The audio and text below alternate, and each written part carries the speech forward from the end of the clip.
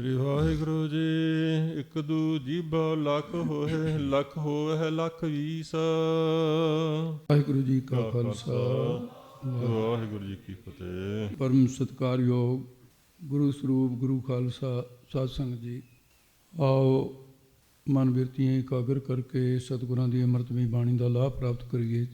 ਚਲਦੀ ਹੋਈ ਲੜੀਵਾਰ ਕਥਾ ਵਿਚਾਰ ਸ੍ਰੀ ਗੁਰੂ ਗ੍ਰੰਥ ਸਾਹਿਬ ਜੀ ਦੀ 32ਵੀਂ ਪੌੜੀ, 31 ਪੌੜੀਆਂ ਪਿੱਛੇ ਹੋ ਚੁੱਕੀਆਂ ਨੇ, ਜਿਨ੍ਹਾਂ ਵਿੱਚ 4 ਪੌੜੀਆਂ ਵਿਸ਼ੇਸ਼ ਕਰਕੇ ਮੁੰਦਾ ਸੰਤੋਖ ਤੋਂ ਸ਼ੁਰੂ ਹੋ ਕਰਕੇ ਆਸਣ ਲੋਏ ਲੋਏ ਭੰਡਾਰ, ਇਹਨਾਂ ਦੇ ਯੋਗ ਮਤ ਦੇ ਸਾਧਨ, ਅੰਤਰੀ ਵਿਆਖਿਆ ਸਾਰੀ ਉਹ ਪਿੱਛੇ ਹੋ ਗਈ।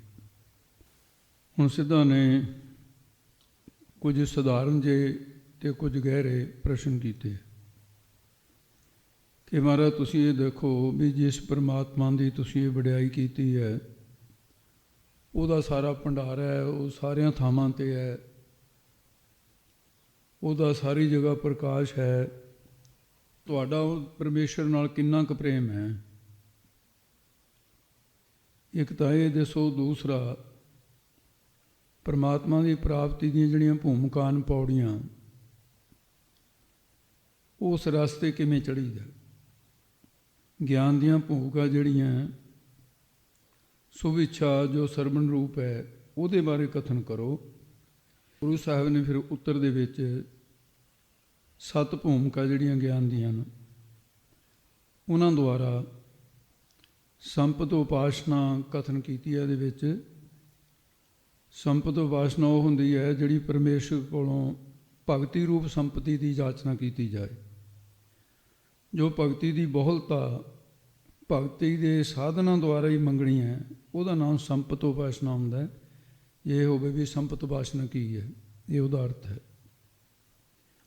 ਅਤੇ ਮਹਾਰਾਜ ਸਾਹਿਬ ਸੱਚੇ ਪਾਤਸ਼ਾਹ ਨੇ ਫਿਰ ਉਹਨਾਂ ਦੀ ਇਹ ਵਿਚਾਰ ਸਰਵਣ ਕਰਕੇ ਸੰਪਤ ਉਪਾਸਨਾ ਸੁਵਿੱਛਾ ਨਾਮ ਦੀ ਪਹਿਲੀ ਭੂਮਿਕਾ ਹੈ, ਉਹਦਾ ਕਥਨ ਕਰਦੇ ਨੇ।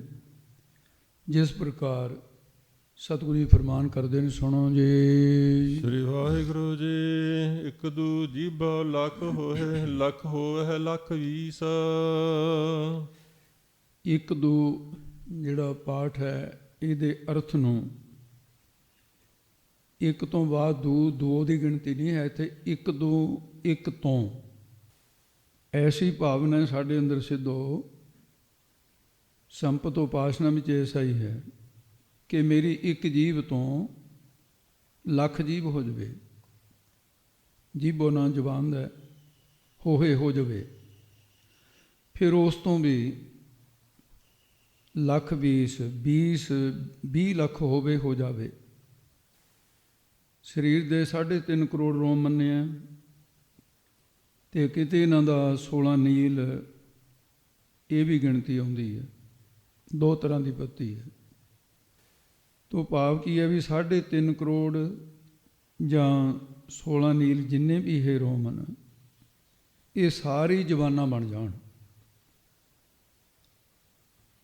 ਤੇ ਹਰ ਗੁਣ ਗਾਵੋ ਜਗਦੀਸ਼, ਏਕਾ ਜੀ ਕੀਚੈ ਲੱਖ ਵੀਸ। ਇਹ ਵਾਹਿਗੁਰੂ ਮੈਨੂੰ ਤਾਂ 20 ਲੱਖ ਇੱਕ ਤੋਂ ਵੀ। ਇਹ ਸੰਪਤ ਉਪਾਸਨਾ ਜਿਹੜੀ ਹੈ ਪ੍ਰਿਥੂ ਰਾਜਾ ਹੋਇਆ ਇੱਕ, ਉਹਨੇ ਕੀਤੀ ਸੀ। ਪਰਮੇਸ਼ਰ ਵਾਹਿਗੁਰੂ ਦੀ ਪ੍ਰਾਪਤੀ ਹੋਈ, ਕਹਿਣ ਲੱਗੇ ਵਰ ਮੰਗ। ਕਹਿੰਦਾ ਜੀ ਇੱਕ ਜੀਵ ਦੇ ਨਾਲ ਜਪ ਕੇ ਇੰਨਾ ਆਨੰਦ ਆਉਂਦਾ ਵੀ ਮੈਂ ਹੋਰ ਆਨੰਦ ਲੈਣਾ ਚਾਹੁੰਦਾ, ਮੈਨੂੰ 20,000 ਜ਼ਬਾਨ ਦੇ ਦਿਓ। ਪਰਮੇਸ਼ਰ ਕੀ ਨਹੀਂ ਕਰ ਸਕਦਾ ਭਾਈ? ਉਹਨੂੰ 20,000 ਜ਼ਬਾਨ ਬਖਸ਼ ਦਿੱਤੀ। ਉਹਨੂੰ ਮਹਿਸੂਸ ਹੋਣ ਲੱਗਿਆ ਵੀ 20,000 ਜ਼ਬਾਨ ਮੈਨੂੰ ਮਿਲ ਗਈ। ਫਿਰ ਹੋਰ ਬਹੁਤਾ ਆਨੰਦ ਆਉਣ ਲੱਗ ਗਿਆ। ਫਿਰ ਪਰਮੇਸ਼ਰ ਵਾਹਿਗੁਰੂ ਨੂੰ ਜਦੋਂ ਸਖਿਆਤਾ ਹੋਈ, ਕਹਿਣ ਲੱਗੇ ਹੁਣ, ਕਹਿੰਦਾ ਜੀ ਹੁਣ ਇੰਨੇ ਕੁ ਨਾਲ ਵੀ ਨਹੀਂ ਸਰਦਾ, ਮੇਰੀ ਤਾਂ ਲੱਖ ਜ਼ਬਾਨ ਦੇ ਦਿਓ ਮੈਨੂੰ। ਫਿਰ ਲੱਖ ਜ਼ਬਾਨ ਦਿੱਤੀ। ਕਹਿੰਦੇ ਹੁਣ, ਕਹਿੰਦਾ ਜੀ ਨਹੀਂ, ਮੈਨੂੰ ਤਾਂ ਕਰੋੜਾਂ ਜ਼ਬਾਨਾਂ ਦੇ ਦਿਓ, ਉਨਾ ਹੀ ਆਨੰਦ ਵਧੀ ਜਾਂਦਾ। ਇਹ ਸੰਪਤ ਉਪਾਸਨਾ। ਅਤੇ ਆਪਣੀ ਮਾਇਆਵੀ ਸ਼ਕਤੀ ਨਾਲ ਭਾਵੇਂ ਉਹਨੂੰ ਮਹਿਸੂਸ ਤਾਂ ਕਰਾ ਦਿੱਤਾ ਵੀ ਤੈਨੂੰ ਲੱਖਾਂ ਕਰੋੜਾਂ ਜ਼ਬਾਨਾਂ ਹੋ ਗਈਆਂ, ਉਹਦੇ ਜਿੰਨੇ ਰੋਮ ਸੀ ਉਹ ਖੋਲ੍ਹ 'ਤੇ ਵੀ ਲਿਆਇਆ, ਜ਼ਬਾਨਾਂ ਬਣ ਗਈਆਂ ਸਾਰੀਆਂ। ਅਖੀਰ ਦੇ ਵਿੱਚ ਫਿਰ ਪਰਮਾਤਮਾ ਕਹਿਣ ਲੱਗੇ, ਪਿਰਥੂ ਰਾਜਾ, ਹੁਣ ਇਸ ਤੋਂ ਵੱਡਾ ਆਨੰਦ ਜੇ ਚਾਹੁੰਦਾ ਨਾ, ਹੋਰ ਜ਼ਬਾਨਾਂ ਦੁਆਰਾ ਨਾ ਲੈ। ਹੁਣ ਉਹ ਮੇਰੇ ਸਰੂਪ ਦੇ ਵਿੱਚ ਅਭੇਦ ਹੋ ਜਾ, ਬਸ ਉਹ ਆਨੰਦ ਸਰੂਪ ਹੀ ਹੈ। ਇਹ ਸੰਪਤ ਉਪਾਸਨਾ ਦੁਆਰਾ ਪਿਰਥੂ ਰਾਜਾ ਪਰਮੇਸ਼ਰ ਦਾ ਹੀ ਸਰੂਪ ਫਿਰ ਹੋ ਗਿਆ, ਅਭੇਦ ਹੋ ਗਿਆ ਸੀ। ਇਹ ਉਪਨਿਸ਼ਦਾਂ ਦੇ ਵਿੱਚ ਪ੍ਰਸੰਗ ਕਥਨ ਕੀਤੇ ਆ ਵੀ ਮਹਾਂਪੁਰਖਾਂ ਨੇ ਦੱਸਿਆ। ਰੋਮ ਰੋਮ ਦੇ ਵਿੱਚ ਉਹਦਾ ਰਸ ਰੂਪ ਤਾਂ ਬਣੀ ਰਹੇ। 20 ਲੱਖ ਹੋਣਾ ਇੱਕ ਵਾਰ ਨਾਮ ਜਪਣ ਦੇ ਨਾਲ, ਇੱਕੋ ਹੀ ਗੇੜੇ ਦੇ ਨਾਲ, ਜੀਵ ਦੇ ਨਾਲ 20 ਲੱਖ ਤੁਲ ਹੋ ਜਾਣਾ। ਲੱਖਾਂ ਹਜ਼ਾਰਾਂ ਕਰੋੜਾਂ ਨਾਮ ਜਪਣ ਵਾਲੀ ਭਾਵਨਾ ਪ੍ਰਗਟਾਈ ਹੈ। ਇਹ ਸੰਪਤ ਉਪਾਸਨਾ ਹੈ ਕਿ ਐਸਾ ਪਰਮੇਸ਼ਰ ਵਾਹਿਗੁਰੂ ਦੇ ਨਾਲ ਸਿੱਧੋ ਸਾਡਾ ਇਹ ਪ੍ਰੇਮ ਹੈ ਵੀ ਸਾਨੂੰ ਇੱਕ ਜੀਵ ਦੇ ਨਾਲ ਕੀ, ਸਾਡੇ ਕੋਲੋਂ ਲੱਖਾਂ ਕਰੋੜਾਂ ਜੀਵਾਂ ਹੋ ਜਾਣ, ਰੋਮ ਰੋਮ ਦੇ ਵਿੱਚੋਂ ਵੀ ਆਵਾਜ਼ ਆਵੇ, ਲਖ ਲਖ ਗੇੜਾ ਆਖਿਆ ਹੈ ਏਕ ਨਾਮ ਜਗਦੀਸ਼। ਇੰਨੀਆਂ ਜਵਾਨਾਂ ਨਾਲ ਲੱਖ ਲੱਖ ਗੇੜਾ, ਗੇੜਾ ਨਾਮ ਬਾਰੀ ਦਾ ਹੁੰਦਾ ਹੈ, ਤੇ ਉਸ ਵਿੱਚ ਜਗਦੀਸ਼ ਜਗਤ ਦਾ ਈਸ਼ਵਰ ਜਿਹੜਾ ਮਾਲਕ ਹੈ ਪਰਮੇਸ਼ਰ ਵਾਹਿਗੁਰੂ, ਉਹਦਾ ਨਾਮ ਆਖੀਏ, ਕਹੀਏ, ਜਪੀਏ। ਤੇ ਇਸ ਢੰਗ ਦੇ ਨਾਲ 2 ਖਰਬ ਜ਼ਬਾਨਾਂ, ਉਹਨਾਂ ਜ਼ਬਾਨਾਂ ਦੁਆਰਾ 20 ਪਦਮ ਜਾਪ ਹੋ ਗਿਆ ਕਿ ਇੰਨਾ ਪ੍ਰਭੂ ਦਾ ਜਾਪ ਕੀਤਾ ਜਾਵੇ। ਹੇ ਸਿੱਧੋ, ਇੰਨੀ ਪ੍ਰੀਤੀ ਪ੍ਰਭੂ ਦੇ ਨਾਲ ਹੋਣੀ ਚਾਹੀਦੀ ਹੈ, ਜੈਸਾ ਕਿ ਜਿਹਵਾ ਏਕ ਹੋਏ ਲਖ ਕੋਟੀ, ਲਖ ਕੋਟੀ ਕੋਟ ਧਿਆਵੈ ਗੋ। ਇਹ ਭਾਵਨਾ ਗੁਰਬਾਣੀ ਦੇ ਵਿੱਚ ਹੋਰ ਥਾਂ ਵੀ ਪ੍ਰਗਟ ਕੀਤੀ ਹੈ। ਸੋ ਇਸ ਪ੍ਰਕਾਰ ਦੱਸਦੇ ਨੇ, ਹੇ ਸਿੱਧੋ, ਏਤ ਰਾਹੇ ਪਤ ਪਵੜੀਆ ਚੜੀਏ ਹੋਏ ਅਕੀਸ। ਹੇ ਸਿੱਧੋ, ਤਾਂ ਫਿਰ ਉਸ ਪਤ ਨਾਮ ਪਤੀ ਦਾ ਹੈ, ਤਾਂ ਤੈਨੂੰ ਸਿਹਾਰੀ ਲੱਗੀ ਹੈ, ਇਹ ਪਤੀ ਦਾ ਵਾਚਕ ਸ਼ਬਦ ਬਣ ਜਾਏਗਾ ਅਰਥ ਦੇ ਵਿੱਚ। ਪੜ੍ਹਨਾ ਪਤੀ ਹੈ ਪਰ ਪਤੀ ਦਾ ਵਾਚਕ ਹੈ। ਉਸ ਪਤੀ ਪਰਮਾਤਮਾ ਦੇ ਲਈ ਜੋ ਭੂਮਿਕਾ ਰੂਪ ਪਵੜੀਆਂ ਕੀ ਹੈ, ਪੌੜੀਆਂ ਨਾ, ਉਹਨਾਂ ਪਰ ਏਤ ਰਾਹੇ, ਇਸੇ ਰਸਤੇ, ਇਸ ਰਸਤੇ ਦੁਆਰਾ ਨਾਮ ਸਿਮਰਨ ਦੁਆਰਾ ਹੀ ਚੜੀਏ ਚੜੀਦਾ। ਇਸ ਤਰ੍ਹਾਂ ਅਕੀਸ ਇੱਕ ਈਸ਼ਵਰ ਦਾ ਸਰੂਪ ਹੋ ਜਾਈਦਾ। ਜਿੰਨੇ ਵੀ ਵੇਦ ਸ਼ਾਸਤਰ, ਹੋਰ ਧਰਮ ਗ੍ਰੰਥ, ਰਿਸ਼ੀ ਮੁਨੀ ਜਿੰਨੇ ਵੀ ਹੈ ਪ੍ਰਭੂ ਦੀ ਪ੍ਰਾਪਤੀ ਦੇ ਰਸਤੇ ਦੱਸੇ ਨੇ ਸਾਰਿਆਂ ਨੇ, ਉਹਨਾਂ ਨਾਲੋਂ ਏਤ ਰਾਹੇ, ਆਹ ਜਿਹੜਾ ਰਸਤਾ ਹੈ, ਭਾਵ ਕਿ ਜ਼ੁਬਾਨ ਦੇ ਨਾਲ ਸਿਮਰਨ ਅਭਿਆਸ ਦੁਆਰਾ 21 ਇੱਕ ਈਸ਼ਵਰ ਪਤੀ ਪਰਮੇਸ਼ਰ ਦਾ ਸਰੂਪ ਹੋ ਜਾਈਦਾ। ਇਹੀ ਰਸਤਾ ਸ੍ਰੇਸ਼ਟ ਹੈ, ਜੋ ਇਸ ਬ੍ਰਹਮ ਗਿਆਨ ਸ਼ੁਭ ਸਾਧਨਾ ਰੂਪੀ ਰਸਤਿਆਂ ਦਾ ਪਤੀ ਹੈ, ਜਿਸ ਦੀ ਪ੍ਰਾਪਤੀ ਲਈ ਭੂਮਿਕਾ ਰੂਪ ਪੌੜੀਆਂ ਚੜੀਏ ਚੜੀਦਾ। 21 ਇੱਕ ਈਸ਼ਵਰ ਨਾਲ ਅਭੇਦ ਹੋਏ ਹੋ ਜਾਈਦਾ। ਏਤ ਇਸ ਰਸਤੇ ਦੀਆਂ ਪ੍ਰਤਿਸ਼ਠਾ ਰੂਪੀ ਪੌੜੀਆਂ ਚੜ੍ਹ ਕੇ, ਧਰਮ ਰੂਪੀ ਪੌੜੀ ਚੜ੍ਹ ਕੇ 21 ਇੱਕ ਈਸ਼ਵਰ ਦਾ ਸਰੂਪ ਹੋ ਜਾਈਦਾ। ਜਿਸ ਤਰ੍ਹਾਂ ਸੰਤ ਕਾ ਮਾਰਗ ਧਰਮ ਕੀ ਪੌੜੀ ਕੋਵੜ ਭਾਗੀ ਪਾਏ, ਗੁਰਸਿੱਖ ਸੰਧ ਮਿਲੇ 20 21 ਈਸ ਇਤ ਤੇ ਉਲੰਘ ਉਤ ਜਾਏ ਠਹਿਰਾਵੀ, ਭਾਈ ਗੁਰਦਾਸ ਸਾਹਿਬ ਨੇ ਕਥਨ ਕੀਤਾ। ਸੋ ਇਸ ਪ੍ਰਕਾਰ ਗਿਆਨ ਦੀਆਂ ਭੂਮਿਕਾ ਰੂਪ ਪੌੜੀਆਂ ਚੜ੍ਹ ਕੇ ਉਸ ਤੁਰੀਆ ਪਦ ਦੀ ਪ੍ਰਾਪਤੀ, ਜਿੱਥੇ ਉਸ ਪ੍ਰਭੂ ਦੀ ਅਭੇਦਤਾ ਹੋ ਜਾਂਦੀ ਹੈ। 21 21 ਦਾ ਨਾਮ ਵੀ ਹੈ, 5 ਗਿਆਨ ਇੰਦਰੀ ਹੋ ਗਏ, 5 ਕਰਮ ਇੰਦਰੀ ਹੋ ਗਏ, 5 ਕਾਮ ਆਦਿਕ ਵਿਕਾਰ ਹੋ ਗਏ, 5 ਸ਼ਬਦ ਸਪਰਸ ਰੂਪ ਰਸ ਗੰਧ ਇਹ ਹੋ ਗਏ, ਇਹ 20 ਹੋ ਗਏ। 21 21ਵਾਂ ਮਨ, ਇਹਨਾਂ ਨੂੰ ਜੇ ਕਰਕੇ ਰੋਕ ਲਈਏ ਤਾਂ ਤੁਰਿਆ ਪਦ ਰੂਪੀ ਭੂਮਿਕਾ ਰੂਪ ਪੌੜੀ ਦੇ ਉੱਤੇ ਚੜ੍ਹਨਾ ਹੋਈਦਾ। ਵਿਦਾਂਤ ਗ੍ਰੰਥਾਂ ਦੇ ਅੰਦਰ ਗਿਆਨ ਦੀਆਂ 7 ਭੂਮਿਕਾ ਕਥਨ ਕੀਤੀਆਂ। ਉਹਨਾਂ 7 ਭੂਮਿਕਾ ਦਾ ਗੁਰਬਾਣੀ ਦੇ ਵਿੱਚ, ਸੰਸਕ੍ਰਿਤ ਦੇ ਗ੍ਰੰਥਾਂ 'ਚ, ਵਿਦਾਂਤ ਦੇ ਵਿੱਚ ਤਾਂ 7 ਭੂਮਿਕਾ ਹੈ, ਪਰ ਉਹਨਾਂ ਦਾ ਇਸ਼ਾਰਾ ਗੁਰਬਾਣੀ ਦੇ ਵਿੱਚ ਵੀ ਮਿਲਦਾ ਆਪਾਂ ਨੂੰ, ਕਿਹੜੀ ਕਿਹੜੀ ਭੂਮਿਕਾ ਹੈ। ਜਿਵੇਂ ਕਿ ਸਭ ਤੋਂ ਪਹਿਲੀ ਭੂਮਿਕਾ ਗਿਆਨ ਦੀ ਜਿਹੜੀ ਹੈ, ਕਈ ਵਾਰੀ ਬੰਦਾ ਰਸਤੇ ਦਾ ਗਿਆਨ ਨਾ ਹੋਵੇ, ਠੀਕ ਵੀ ਤੁਰਿਆ ਜਾਂਦਾ ਹੋਵੇ, ਤਾਂ ਵੀ ਉਹਨੂੰ ਭਰਮ ਹੋ ਜਾਂਦਾ, ਮੈਂ ਠੀਕ ਤੁਰਿਆ ਜਾਂਦਾ ਕਿ ਜਾਂ ਮੈਂ ਗਲਤ ਹਾਂ। ਇਸ ਤਰ੍ਹਾਂ ਜਿਹੜੀਆਂ ਭੂਮਿਕਾ ਦਾ ਜੇ ਗਿਆਨ ਨਾ ਹੋਵੇ, ਸਿਮਰਨ ਵਾਲੇ ਨੂੰ ਭੂਮਿਕਾ ਪ੍ਰਾਪਤ ਹੋ ਜਾਂਦੀ ਹੈ, ਪਰ ਉਹਨੂੰ ਪਤਾ ਨਹੀਂ ਹੁੰਦਾ ਵੀ ਕਿਹੜੀ ਭੂਮਿਕਾ ਹੈ। ਜਦੋਂ ਰਸਤੇ ਦਾ ਨਾ ਪਤਾ ਹੋਵੇ ਵੀ ਠੀਕ ਜਾਣਾ ਮੈਂ ਗੱਲ ਤਾਂ ਕਈ ਵਾਰੀ ਮੂਹਰੇ ਨੂੰ ਜਾਂਦਾ ਜਾਂਦਾ ਪਿੱਛੇ ਨੂੰ ਵੀ ਮੁੜ ਸਕਦਾ, ਫਿਰ ਜਾਂ ਸੱਜੇ ਖੱਬੇ ਨੂੰ ਮੁੜ ਜੂ। ਇਸ ਕਰਕੇ ਇਹਨਾਂ ਦਾ ਜਾਣਨਾ ਜ਼ਰੂਰੀ ਹੈ, ਕਿਉਂਕਿ ਜਪਜੀ ਸਾਹਿਬ ਵਿੱਚ ਇੱਥੇ ਉੱਤੇ ਮਹਾਰਾਜ ਨੇ 7 ਭੂਮਿਕਾ ਦਾ ਇਸ਼ਾਰਾ ਦਿੱਤਾ ਹੈ। ਪਹਿਲੀ ਭੂਮਿਕਾ ਕੀ ਹੈ? ਉਹਦਾ ਨਾਮ ਹੈ ਸੁਭ ਇੱਛਾ। ਸੁਭ ਇੱਛਾ ਜਿਹੜੀ ਹੈ, ਪਰਮਾਤਮਾ ਦੀ ਪ੍ਰਾਪਤੀ ਦੇ ਮਨ ਦੇ ਵਿੱਚ ਇੱਛਾ ਪੈਦਾ ਹੋ ਜਾਣੀ ਵੀ ਮੈਂ ਪਰਮਾਤਮਾ ਨੂੰ ਮਿਲਾਂ। 84 'ਚ ਧੱਕੇ ਖਾਂਦਾ ਮਸਾਂ ਮਨੁੱਖਾ ਸਰੀਰ ਵਿੱਚ ਆਇਆ। ਭਜਨ ਸਿਮਰਨ ਕਰਨ ਦੀ, ਸਤ ਸੰਗਤ ਕਰਨ ਦੀ, ਕਥਾ ਕੀਰਤਨ ਸੁਣਨ ਦੀ ਜਿਹੜੀ ਇੱਛਾ ਪੈਦਾ ਹੋ ਗਈ ਵੀ ਮੈਂ ਕਥਾ ਸੁਣਾ, ਪਰਮਾਤਮਾ ਦਾ ਜਸ ਸੁਣਾ, ਇਹ ਗੁਰਬਾਣੀ ਦੇ ਵਿੱਚ ਇਹਨੂੰ ਭੂਮਿਕਾ, ਵਿਦਾਂਤ ਵਿੱਚ ਇਹਨੂੰ ਪਹਿਲੀ ਭੂਮਿਕਾ ਕਹਿੰਦੇ ਨੇ, ਸੁਭ ਇੱਛਾ। ਹੁਣ ਇਸ ਭੂਮਿਕਾ ਦੇ ਵਿੱਚੋਂ, ਗਿਆਨ ਦੀ ਪਹਿਲੀ ਭੂਮਿਕਾ ਦੇ ਵਿੱਚੋਂ ਜਿੰਨੇ ਵੀ ਸੁਣਨ ਵਾਲੇ ਹੋ, ਇਹ ਭੂਮਿਕਾ ਹੈ। ਰਵਿਦਾਸ ਜੀ ਨੇ ਇਸ ਭੂਮਿਕਾ ਦਾ ਜ਼ਿਕਰ ਕੀਤਾ ਹੈ। ਕਹਿ ਰਵਿਦਾਸ ਆਸ ਲਗ ਜੀਵੋਂ ਚਿਰ ਭਇਓ ਦਰਸ਼ਨ ਦੇਖੇ। ਇਹ ਸੁਭ ਇੱਛਾ ਨਾਮ ਦੀ ਪਹਿਲੀ ਭੂਮਿਕਾ ਹੈ। ਵਿਚਾਰਮਾਲਾ ਵਿੱਚ ਇਹਦਾ ਰੂਪ ਦਿੱਤਾ ਹੈ। ਵੇਖਿਆ ਵੇਖੇ ਭਈ ਦਵੈਕਤਾ ਗੁਰ ਤੀਰਥ ਅਨੁਰਾਗ, ਤਾਂ ਤੇ ਸੁਭ ਇੱਛਾ ਕਹੀ ਕਥਾ ਸਰਵਣ ਮਨ ਲਾਗ। ਕਥਾ ਸੁਣਨ ਦੇ ਵਿੱਚ ਮਨ ਲੱਗਣ ਲੱਗ ਜਾਏ। ਜਿਹਦਾ ਕਥਾ ਦੇ ਵਿੱਚ ਮਨ ਲੱਗਣ ਲੱਗ ਗਿਆ, ਇਹ ਸਮਝ ਲਓ ਵੀ ਗਿਆਨ ਦੀ ਪਹਿਲੀ ਭੂਮਿਕਾ ਪ੍ਰਾਪਤ ਹੋ ਗਈ ਉਸ ਨੂੰ। ਤਾਂ ਤੇ ਸੁਭ ਇੱਛਾ ਕਹੀ ਕਥਾ ਸਰਵਣ, ਇਹਨੂੰ ਸੁਭ ਇੱਛਾ ਕਿਹਾ ਜੇ ਕਥਾ ਦੇ ਵਿੱਚ ਮਨ ਲੱਗ ਜਾਵੇ। ਤੇ ਦੂਸਰਾ ਪ੍ਰਮਾਣ ਦਿੱਤਾ ਹੈ ਭਗਵਤ ਰਤਗਤ ਆਨ ਮਤ। ਭਗਵਤ ਰਤਗਤ ਆਨ ਮਤ ਪ੍ਰੇਮ ਜੋ ਗਤ ਨਿਤ ਚਿਤ, ਗੁਣ ਗਾਵਤ ਪੁਲਕਤ ਹਿਰਦੇ ਦਿਨ ਦਿਨ ਸਰਸ ਸੁਹਿਤ। ਇਹ ਹੈ ਸੁਭ ਇੱਛਾ ਰੂਪ ਭੂਮਿਕਾ। ਦੂਸਰੀ ਸੁਵਿਚਾਰਨਾ, ਸਤ ਅਸਤ ਦਾ ਨਿਰਣਾ, ਸਤ ਅਸਤ ਦੀ ਸ੍ਰੇਸ਼ਟ ਵਿਚਾਰ ਪ੍ਰਾਪਤ ਹੋਣੀ। ਉਹ ਕੀ ਹੈ? ਮੈਂ ਕੀ ਹਾਂ, ਬ੍ਰਹਮ ਕੀ ਹੈ, ਸੰਸਾਰ ਕੀ ਹੈ, ਮੈਂ ਕਿੰਨਾ ਕੁ ਚਿਰ ਸੰਸਾਰ ਵਿੱਚ ਹਾਂ, ਇੱਕ ਦਿਨ ਮੌਤ ਨੇ ਲੈ ਜਾਣਾ ਹੈ। ਅਤੇ ਫਿਰ ਇਸ ਤਰ੍ਹਾਂ ਦੀ ਵਿਚਾਰ ਇੱਕੋ ਹੀ ਬ੍ਰਹਮ ਵਿੱਚ ਨਿਸ਼ਚਾ ਕਰ ਲੈਣਾ ਕਿ ਵੀ ਰੱਬ ਸਦਾ ਹੈ, ਮੈਂ ਉਹਦੇ ਨਾਲ ਜੁੜ ਜਾ।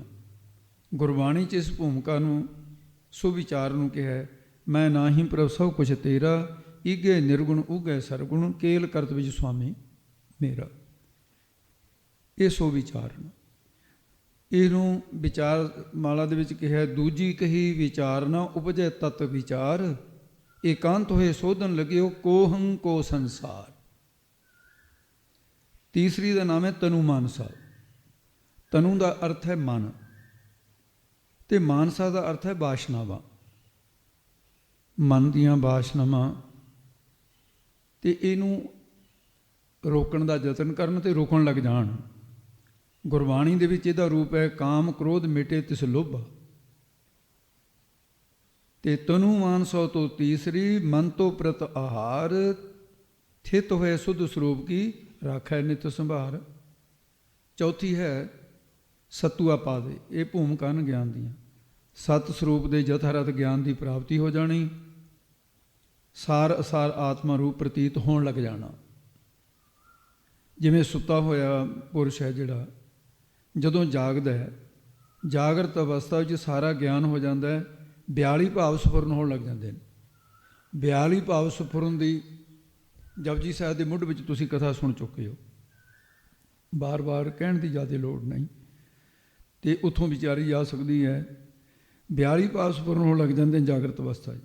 ਸਤ ਸਰੂਪ ਦੇ ਗਿਆਨ ਦੀ ਆਪਤ ਪ੍ਰਾਪਤੀ ਹੋ ਜਾਣੀ, ਇਹਨੂੰ ਸਤੂਆ ਪਾਦ ਕਹਿੰਦੇ ਨੇ। ਗੁਰਬਾਣੀ 'ਚ ਇਹਦਾ ਰੂਪ ਕੀ ਹੈ? ਜਲ ਤਰੰਗ ਅਰ ਫੇਨ ਬੁੱਧਵਦਾ, ਜਲ ਤੇ ਭਿੰਨ ਨਾ ਹੋਏ।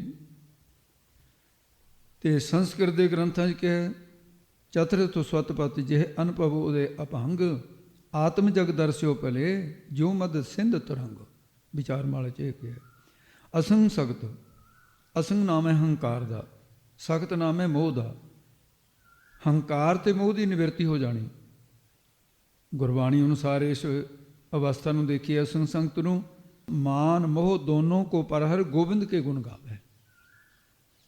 ਛੁਟਿਓ ਤਨ ਅਭਮਾਨ ਜਬ ਨਿਸ਼ਚੈ ਕੀਓ ਸਰੂਪ, ਅਸੰਗ ਸਖਤ ਜੈ ਭੂਮ ਕਹਾ, ਪੰਚਮ ਮਹਾ ਅਨੂਪ। ਉਪਮਾ ਤੋਂ ਰਹਿਤ ਹੈ, ਕਹਿੰਦੇ ਪੰਜਵੀਂ ਇਹ ਹੈ। ਵਿਸ਼ਿਸ਼ਟ ਜੀ ਨੇ ਇਸ ਦਾ ਨਾਮ ਬ੍ਰਹਮ ਬ੍ਰਿਸ਼ਟ ਲਿਖਿਆ ਹੈ। ਉਹ ਨਾਮ ਦਾ ਹੀ ਫਰਕ ਹੈ, ਇੱਕੋ ਹੀ ਚੀਜ਼। ਅਸੰਗ ਸੰਗਤ ਨੂੰ ਬ੍ਰਹਮ ਬ੍ਰਿਸ਼ਟ ਲਿਖਿਆ ਹੈ ਮਹਾਮੁਨੀ ਵਿਸ਼ਿਸ਼ਟ ਜੀ ਨੇ। ਪਦਾਰਥ ਭਾਵਨੀ ਸੁਖੋਪਤ ਅਵਸਥਾ ਦੀ ਨਿਆਈ, ਸਾਰੇ ਪਦਾਰਥਾਂ ਦਾ ਅਭਾਵ ਮਨ ਦੇ ਵਿੱਚੋਂ ਹੋ ਜਾਣਾ। ਗੁਰਬਾਣੀ ਅਨੁਸਾਰ ਇਹਦਾ ਸਰੂਪ ਦੇਖੀਏ, ਅੰਤਰ ਸੁਨੰ ਬਾਹਰ ਸੁਨੰ, ਤ੍ਰੈ ਪਵਨ ਸੁਨਮ ਸੁਨੰ, ਚੌਥੇ ਸੁਨੇ ਜੋ ਨਰ ਜਾਣੇ, ਤਾ ਕੋ ਪਾਪ ਨ ਪੁੰਨ। ਤੋ ਇਸ ਕਰਕੇ ਕਹੇ ਪਦਾਰਥ ਵਿਵਿਧ ਲੋ, ਸਭ ਕੋ ਹੋਏ ਅਭਾਵ, ਜੈ ਪਦਾਰਥ ਅਭਾਵ ਨਹੀਂ, ਖਸਤੀ ਭੂਮ ਬੇਖਾਵ। ਇਹ ਵਿਚਾਰ ਮਾਲਾ ਚ ਲਿਖਿਆ। ਵਸਿਸ਼ਠ ਜੀ ਨੇ ਇਹਦਾ ਨਾਮ ਪਦਾਰਥ ਭਾਵਨੀ ਦਾ ਲਿਖਿਆ ਬ੍ਰਹਮ ਬ੍ਰਿਸ਼ਟ ਵਰ। ਉਹ ਬੋਲੀ ਦਾ ਥੋੜ੍ਹਾ ਜਿਹਾ ਫਰਕ ਹੈ। ਇਸ ਤੋਂ ਅੱਗੇ ਆ ਗਈ ਤੁਰੀਆ, ਇਹ ਸੱਤਵੀਂ ਭੂਮਿਕਾ। ਕਹਿੰਦੇ ਫਲਾਣਾ ਵੀ ਸਾਡੇ ਤਾਂ ਸੰਤ ਸੱਤਵੀਂ ਭੂਮਿਕਾ ਜਨ ਜੀ, ਉਹ ਚੌਥੀ ਭੂਮਿਕਾ ਜਨ। ਪਰ ਗਿਆਨ ਹੋਣਾ ਚਾਹੀਦਾ ਹੈ ਸਰੋਤਿਆਂ ਨੂੰ, ਅਤੇ ਇਸ ਕਰਕੇ ਕਥਾ ਹੁੰਦੀ ਹੈ ਕਿ ਪਦ ਖੁੱਲ੍ਹਦੇ ਜਾਣ। ਤੁਰੀਆ ਅਵਸਥਾ ਜਾਗਰਤ ਸੁਪਨ ਸੁਕੋਪਤੀ, ਤਿੰਨਾਂ ਅਵਸਥਾ ਦਾ ਅਭਾਵ ਹੋ ਜਾਣਾ। ਜਿੱਥੇ ਭਾਵ ਅਭਾਵ ਕੁਝ ਵੀ ਪ੍ਰਤੀਤ ਨਾ ਹੋਵੇ, ਗੁਰਬਾਣੀ 'ਚ ਉਹਨੂੰ ਕੀ ਹੈ? ਸਭ ਗੋਬਿੰਦ ਹੈ, ਸਭ ਗੋਬਿੰਦ ਹੈ, ਗੋਬਿੰਦ ਬਿਨ ਨਹੀਂ ਕੋਈ। ਤੇ ਇਸ ਨੂੰ ਵਿਚਾਰਮਾਲਾ 'ਚ ਕਿਹਾ, ਭਾਵ ਅਭਾਵ ਨਾ ਤਹਾਂ ਕੁਛ, ਸਭ ਤੁ ਤੁਰੀਆ ਮਾਹੇ, ਮੈਂ ਤੂੰ ਤਹਾਂ ਨਾ ਸੰਭਵੈ, ਕਹਾਂ ਆਹੇ ਕਹਿ ਨਾ ਹੈ। ਕੇਵਲ ਤੁਰੀਆ ਤਤ ਸਰੂਪ ਸਾਖੀ ਸਰੂਪ ਹੀ ਰਹਿ ਜਾਂਦਾ ਹੈ। ਜਿਹੜੀਆਂ ਉਹਦੇ 'ਚ ਮਨ ਦੀਆਂ ਵਾਸ਼ਨਾ ਬਰੂ ਸਾਖਾ ਸੀ, ਅਭਾਵ ਸੀ ਬਿਰਸੀ, ਜਿਹੜੀ ਆਦ ਸੁਭਾਵ, ਸਾਰੀਆਂ ਸਿਮਰਤੀਆਂ ਭੁੱਲ ਜਾਣੀਆਂ। ਜਾਗਰਤ ਸੁਪਨ ਸੁਕੋਪਤ ਤੇ ਪਰੇ ਜੋ ਤਿੰਨਾਂ ਅਵਸਥਾ ਦਾ ਸਾਖੀ ਹੈ, ਇਹ ਤੁਰੀਆ ਪਦ ਹੈ। ਬਾਹਰ ਭੀਤਰ ਏਕੋ ਜਾਨੋ, ਇਹਦਾ ਸਰੂਪ ਦੇਖੀਏ ਗੁਰਬਾਣੀ 'ਚ। ਬਾਹਰ ਭੀਤਰ ਏਕੋ ਜਾਨੋ, ਇਹ ਗੁਰੂ ਗਿਆਨ ਬਤਾਈ। ਜਾਂ ਫਿਰ ਇਹ ਕਹੋ ਕਹੀ ਨਾ ਉਪਜੈ, ਉਪਜੀ ਜਾਣੈ ਭਾਵ ਅਭਾਵ ਵੀ ਹੋਣਾ। ਉਹਦੇ ਅਸਤ ਕੀ ਮਨ ਬੁੱਧ ਨਾਸੀ, ਤੋ ਸਦਾ ਸਹਿਜ ਲਿਵ ਲੀਨਾ। ਤੇ ਜਿਸ ਤਰ੍ਹਾਂ ਇਹ ਗਿਆਨ ਦੀਆਂ ਸੱਤ ਭੂਮਿਕਾ ਨੇ, ਅਗਿਆਨ ਦੀਆਂ ਵੀ ਸੱਤ ਭੂਮਿਕਾ, ਅਗਿਆਨ ਦੀਆਂ ਆਪਣੀਆਂ ਭੂਮਿਕਾ। ਤੇ ਉਹ ਫਿਰ ਗੱਲ ਚਲੋ ਜ਼ਿਆਦਾ ਵੱਧਦੀ ਹੈ। ਉਹਦੇ ਨਾਮ ਬੀਰ ਜਾਗਰਤ, ਸੁਖੋਪਤ ਜਾਗਰਤ, ਸੁਪਨ ਜਾਗਰਤ, ਜਾਗਰਤ, ਅਵਰਨ, ਵਖੇਬ ਤੇ ਅਵਿਦਿਆ, ਇਹ ਇਹਨਾਂ ਦੇ ਨਾਂ ਹੈ। ਫਿਰ ਸਿੱਧਾ ਨੇ ਕਿਹਾ ਤਾਂ ਭਾਜੀ ਇਹਦੇ ਹੋਰ ਢੰਗ ਨਾਲ ਵੀ ਲਿਖੇ ਹੋਏ ਨੇ ਗ੍ਰੰਥਾਂ 'ਚ, ਵੱਖਰੇ ਵੱਖਰੇ ਵਿਚਾਰ ਮਿਲਦੇ। ਇੰਨਾ ਸਿਮਰਨ ਕਰਨਾ ਚਾਹੀਦਾ ਹੈ, ਇਸੇ ਤਰ੍ਹਾਂ ਦਾ ਚਾਅ ਹੋਵੇ। ਪਰ ਮਹਾਰਾਜ ਕਈ ਤਾਂ ਸੁਣਾ ਕੇ ਕਹਿੰਦੇ ਨੇ ਵੀ ਅਹੰ ਬ੍ਰਹਮਸਮੀ, ਸਾਨੂੰ ਬ੍ਰਹਮ ਗਿਆਨ ਹੋ ਗਿਆ। ਅਤੇ ਉਹਨਾਂ ਬਾਰੇ ਕੀ ਖਿਆਲ ਆਪ ਜੀ ਦਾ, ਜਿਹੜੇ ਉਸ ਤਰ੍ਹਾਂ ਹੀ ਆਪਣੇ ਆਪ ਨੂੰ ਬ੍ਰਹਮ ਗਿਆਨੀ ਮੰਨ ਬੈਠਦੇ ਨੇ? ਤੇ ਮਹਾਰਾਜ ਸਾਹਿਬ ਜੀ ਕਹਿੰਦੇ ਉਹਨਾਂ ਵਾਸਤੇ ਤਾਂ ਫਿਰ ਇਹ ਵਿਚਾਰ ਹੈ, ਸੁਣ ਗੱਲਾਂ ਆਕਾਸ਼ ਕੇ ਗੀਟਾ ਆਈ ਰੀਸ। ਬੜਾ ਸੁੰਦਰ ਪ੍ਰਮਾਣ ਦਿੱਤਾ ਗੁਰੂ ਨਾਨਕ ਸਾਹਿਬ ਨੇ ਸਿੱਧਾਂ। ਕਹਿੰਦੇ ਸਿੱਧੋ, ਇਹਦੇ 'ਚ ਬਾਹਰ ਦਾ ਦ੍ਰਿਸ਼ਟਾਂਤ ਪਹਿਲਾਂ ਸਮਝ ਲਓ। ਜਿਵੇਂ ਆਕਾਸ਼ ਵਿੱਚ ਉੱਡਣ ਵਾਲੇ ਪੰਛੀ ਤਾਂ ਬਹੁਤ ਨੇ, ਪਰ ਉਹਨਾਂ ਪੰਛੀਆਂ ਦੇ ਵਿੱਚ ਕੁਝ ਵਿਸ਼ੇਸ਼ ਪੰਛੀ, ਜਿਵੇਂ ਗਰੜ ਹੈ, ਭਗਵਾਨ ਵਿਸ਼ਨੂੰ ਜੀ ਦੀ ਸਵਾਰੀ ਕਰਦੇ, ਅਤੇ ਗਰੜ ਜਿਹੜਾ ਬਹੁਤ ਤੇਜ਼ ਰਫ਼ਤਾਰ ਦੇ ਨਾਲ ਦੌੜਦਾ ਹੈ। ਅਤੇ ਹੰਸ ਹੈ ਸਾਰੇ ਪੰਛੀਆਂ ਦਾ ਰਾਜਾ। ਪੰਛੀਆਂ ਮੈਂ ਹੰਸ, ਹੰਸ ਇਹ ਰਾਜਾ ਹੀ ਹੈ। ਹੰਸ ਵਰਗੇ ਮਹਾਨ ਪੰਛੀ, ਇਹ ਪਰੰਪਰਾ ਅਨੁਸਾਰ ਐਸਾ ਵੀ ਹੰਸ ਦੀ ਉਡਾਰੀ 400 ਕੋਹ ਦੀ ਹੈ। 400 ਕੋਹ ਦੇ ਵਿੱਚ ਉਹਨੂੰ ਸਾਰ ਹੀ ਲੈਣਾ ਪੈਂਦਾ, ਇੱਕ ਰਸ ਉੱਡਿਆ ਚਲਾ ਜਾਊਗਾ। ਇਹਦੀ ਵੱਡੀ ਉਡਾਰੀ ਹੈ, ਸਭ ਤੋਂ ਵੱਧ ਉੱਡਦਾ ਹੈ। ਇਸ ਤੋਂ ਵੀ ਅੱਗੇ ਇੱਕ ਅਨਲ ਪੰਛੀ ਹੈ, ਅਨਲ ਵੱਲ ਨਰਮਾਦਾ ਨੇ, ਇਹ ਗੁਰੂ ਗੋਬਿੰਦ ਸਿੰਘ ਨੇ ਜ਼ਿਕਰ ਕੀਤਾ, ਇਹਨਾਂ ਦੇ ਭਾਈ ਗੁਰਦਾਸ ਨੇ ਵੀ ਕੀਤਾ। ਇਹ ਆਕਾਸ਼ ਦੇ ਵਿੱਚ ਰਹਿੰਦਾ ਹੈ, ਐਸਾ ਪਰੰਪਰਾ ਤੋਂ ਗ੍ਰੰਥਾਂ ਵਿੱਚ ਲਿਆ ਰਿਹਾ। ਉਹਦੇ ਦਿੱਤੇ ਹੋਏ ਆਂਡੇ ਧਰਤੀ 'ਤੇ ਨਹੀਂ ਡਿਗੇ, ਨਾ ਡਿੱਗ ਸਕਦੇ ਆ। ਰਸਤੇ ਦੇ ਵਿੱਚ ਆਂਡਾ ਫੁੱਟ ਕੇ ਵਿੱਚੋਂ ਬੱਚਾ ਪੈਦਾ ਹੋ ਕੇ ਉਹ ਆਪਣੇ ਮਾਂ ਬਾਪ ਨੂੰ ਜਾ ਮਿਲਦਾ ਹੈ। ਉਹ ਸਭ ਤੋਂ ਜ਼ਿਆਦਾ ਉੱਡਦਾ ਹੈ, ਉਹਦਾ ਤਾਂ ਕੋਈ ਮੁਕਾਬਲਾ ਹੀ ਨਹੀਂ ਹੈ। ਕਲਗੀਧਰ ਪਾਤਸ਼ਾਹ ਨੇ ਸ੍ਰੀ ਦਸਮ ਗ੍ਰੰਥ ਵਿੱਚ ਇਹਦਾ ਜ਼ਿਕਰ ਕੀਤਾ ਹੈ। ਇਹ ਪ੍ਰਮਾਣ ਇਸ ਕਰਕੇ ਵੀ ਕੋਈ ਇਹ ਨਾ ਕਹੇ ਵੀ ਇਹ ਤਾਂ ਮਿਥਿਆ ਕਲਪਨਾ ਕੀਤੀ ਗਈ ਹੈ। ਜਿਹਨੇ ਮਿਥਿਆ ਕਹਿਣਾ ਉਹਦਾ ਨਾਸਤਕਾਂ ਤੋਂ ਡਰਨਾ ਵੀ ਨਹੀਂ ਚਾਹੀਦਾ ਸਾਨੂੰ। ਉਹਨਾਂ ਨੇ ਤਾਂ ਗੁਰਬਾਣੀ ਨੂੰ ਵੀ ਗਲਤ ਸਾਬਤ ਕਰਨਾ ਸ਼ੁਰੂ ਕਰ ਦਿੱਤਾ ਹੈ। ਇਤਿਹਾਸ ਨੂੰ ਤਾਂ ਚਲੋ ਬੜੀ ਦੇਰ ਦੇ ਲੱਗੇ ਹੋਏ ਨੂੰ ਖੋਰਾ ਲਾਉਣ। ਅਨਲ ਆਕਾਸ਼ ਪੰਛੀ ਡੋਲਵੋ ਕਰਤਾ ਹੈ, ਗੁਰੂ ਗੋਬਿੰਦ ਸਿੰਘ ਦੇ ਬਚਨ ਨੇ। ਇਹਦਾ ਮਤਲਬ ਪੰਛੀ ਹੈ। ਜੇ ਅਸੀਂ ਨਹੀਂ ਦੇਖਿਆ, ਇਹ ਨਹੀਂ ਕਹਿ ਸਕਦੇ ਵੀ ਨਹੀਂ ਹੁੰਦਾ।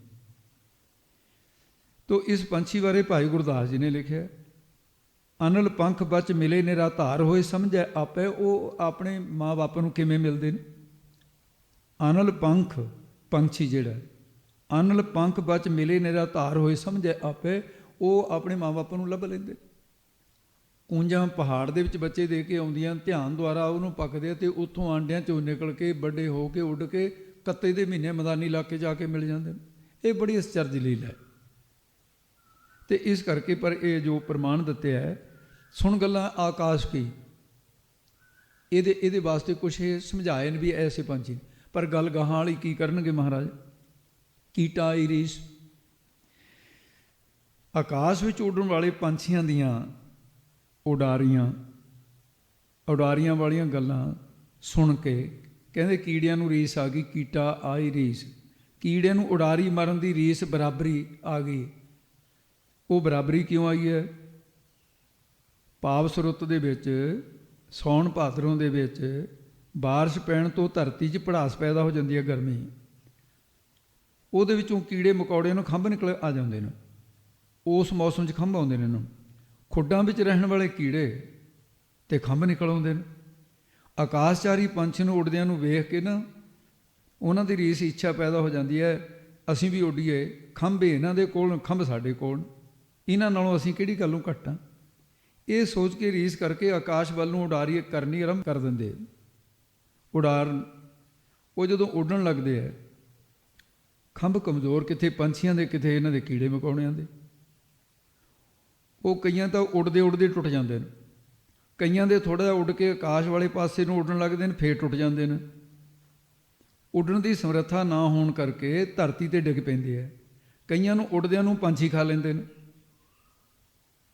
ਖੰਭ ਤਾਂ ਕੀੜਿਆਂ ਨੂੰ ਮਿਲ ਗਏ, ਪਰ ਹੰਸ ਅਤੇ ਗਰੜ ਅਨ ਪੰਛੀ ਵਰਗੀ ਸ਼ਕਤੀ ਤਾਂ ਨਹੀਂ ਹੈ ਉੱਡਣ ਦੀ। ਰੀਸ ਦੇ ਕਾਰਨ ਆਪਣਾ ਜੀਵਨ ਤਬਾਹ ਕੀਤਾ ਇਹਨਾਂ ਨੇ, ਕੀੜਿਆਂ ਨੇ।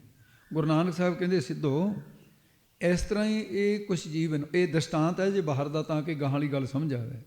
ਭਾਈ ਗੁਰਦਾਸ ਨੇ ਕਿ ਹੰਸਾਂ ਨਾਲ ਟਟੀਰੀਏ ਕਿਉਂ ਪਹੁੰਚਿਆ ਦੌੜੀ। ਹੰਸਾਂ ਨਾਲ ਕਿਵੇਂ ਟਟੀਰ ਪਹੁੰਚ ਸਕਦੀ ਹੈ? ਇਹ ਸੀ ਦ੍ਰਿਸ਼ਟਾਂਤ। ਇਹਦਾ ਦਾ ਦ੍ਰਿਸ਼ਟਾਂਤ ਜਣੀ ਇਹਦਾ ਸਾਰ ਅੰਸ਼ ਕੀ ਹੈ? ਅੰਤਰੀ ਭਾਵ ਦੇ ਵਿੱਚ ਕਹਿੰਦੇ, ਸੁਣ ਗੱਲਾਂ ਆਕਾਸ਼ ਕੀ। ਆਕਾਸ਼ ਕੀ ਹੈ? ਚਿਦਾਕਾਸ਼, ਬ੍ਰਹਮ ਚੇਤਨ। ਉਹ ਬ੍ਰਹਮ ਦੀਆਂ ਗੱਲਾਂ ਸੁਣ ਕੇ, ਬ੍ਰਹਮ ਗਿਆਨੀਆਂ ਦੀਆਂ, ਕੀੜਿਆਂ ਵਾਂਗ ਅਕਿਰਤ ਕਣ, ਪਾਮਰ ਵਿਸ਼ਈ, ਉਹਨਾਂ ਨੂੰ ਸਤਪੁਰਸ਼ਾਂ ਦੀ ਰੀਸ ਕਰਨ ਲੱਗ ਜਾਂਦੇ ਆ ਕਿ ਅਸੀਂ ਵੀ ਬ੍ਰਹਮ ਵੇਤੇ ਹਾਂ, ਅਸੀਂ ਵੀ ਬ੍ਰਹਮ ਗਿਆਨੀ ਹਾਂ। ਇਸ ਤੁਕ ਦੇ ਵਿੱਚ ਆਕਾਸ਼ ਪਦ ਆਇਆ ਨਾ ਜਿਹੜਾ, ਪਰਮਾਤਮਾ ਆਕਾਸ਼ ਦੀ ਨਹੀਂ ਵਿਆਪਕ ਹੋਣ ਕਰਕੇ ਦ੍ਰਿਸ਼ਟਾਂਤ ਆਕਾਸ਼ ਦਾ ਦਿੱਤਾ ਜਾਂਦਾ ਹੈ। ਫਰਕ ਕੀ ਹੈ? ਇਹ ਜੜ ਹੈ, ਉਹ ਚੇਤਨ ਹੈ। ਇਹ ਫਰਕ ਹੈ, ਪੂਰਾ ਨਹੀਂ ਟਿਕਦਾ, ਪਰ ਇੱਕ ਪੱਖ ਲਈਦਾ। ਉਸ ਵਿੱਚ ਪਰੋਖ ਅਵਰੋਖ ਗਿਆਨ ਰੂਪ ਖੰਭਾਂ ਨਾਲ ਉਡਾਰੀਆਂ ਮਾਰਨ ਵਾਲੇ ਬ੍ਰਹਮ ਗਿਆਨੀ, ਉਹਨਾਂ ਦੀ ਸੋਭਾ ਸੁਣ ਕੇ, ਸੋਭਾ ਰੂਪ ਗੱਲਾਂ ਸੁਣ ਕੇ, ਕੀਟਾ ਆਈ ਰੀਸ ਅਲਪੱਗ ਵਿਸ਼ਈ ਤੇ ਪਾਮਰ ਜੀਵ ਬਿੱਧ ਨਖੇਦ ਰੂਪੀ ਖੰਭਾਂ ਵਾਲੇ ਸਵਰਗ ਆਦੀਆਂ ਉਡਾਰੀਆਂ ਮਾਰਨ ਜੋਗੇ, ਤੇ ਉਹ ਵੀ ਕਹਿਣ ਲੱਗ ਜਾਂਦੇ ਨੇ, ਬ੍ਰਹਮ ਸਤਿਅੰ ਜਗਤ ਮਿਥਿਆ। ਇਹ ਜੀ ਜਗਤ ਮਿਥਿਆ ਹੈ, ਬ੍ਰਹਮ ਸੱਤ ਹੈ। ਗੱਲਾਂ ਸੁਣ ਲਈਆਂ ਨਾ, ਅਸੀਂ ਵੀ ਸੰਸਾਰ ਦੀ ਦੁੱਖ ਦੀ ਨਿਵਰਤੀ ਕਰ ਲੈਂਦੇ ਹਾਂ, ਪਰਮਾਨੰਦ ਦੀ ਪ੍ਰਾਪਤੀ ਕਰਨ ਵਾਲੇ ਹਾਂ। ਕਿਉਂ? ਕਰਤੱਵਿਆ ਭਾਵ ਕਹਿੰਦੇ ਨੇ, ਅਹੰ ਬ੍ਰਹਮ ਅਸਮੀ, ਅਹੰ ਮੈਂ ਹੀ ਬ੍ਰਹਮ ਹਾਂ, ਸਾਨੂੰ ਕੋਈ ਵਿਸ਼ੇ ਨਹੀਂ ਪਹੁੰਚ ਸਕਦੇ।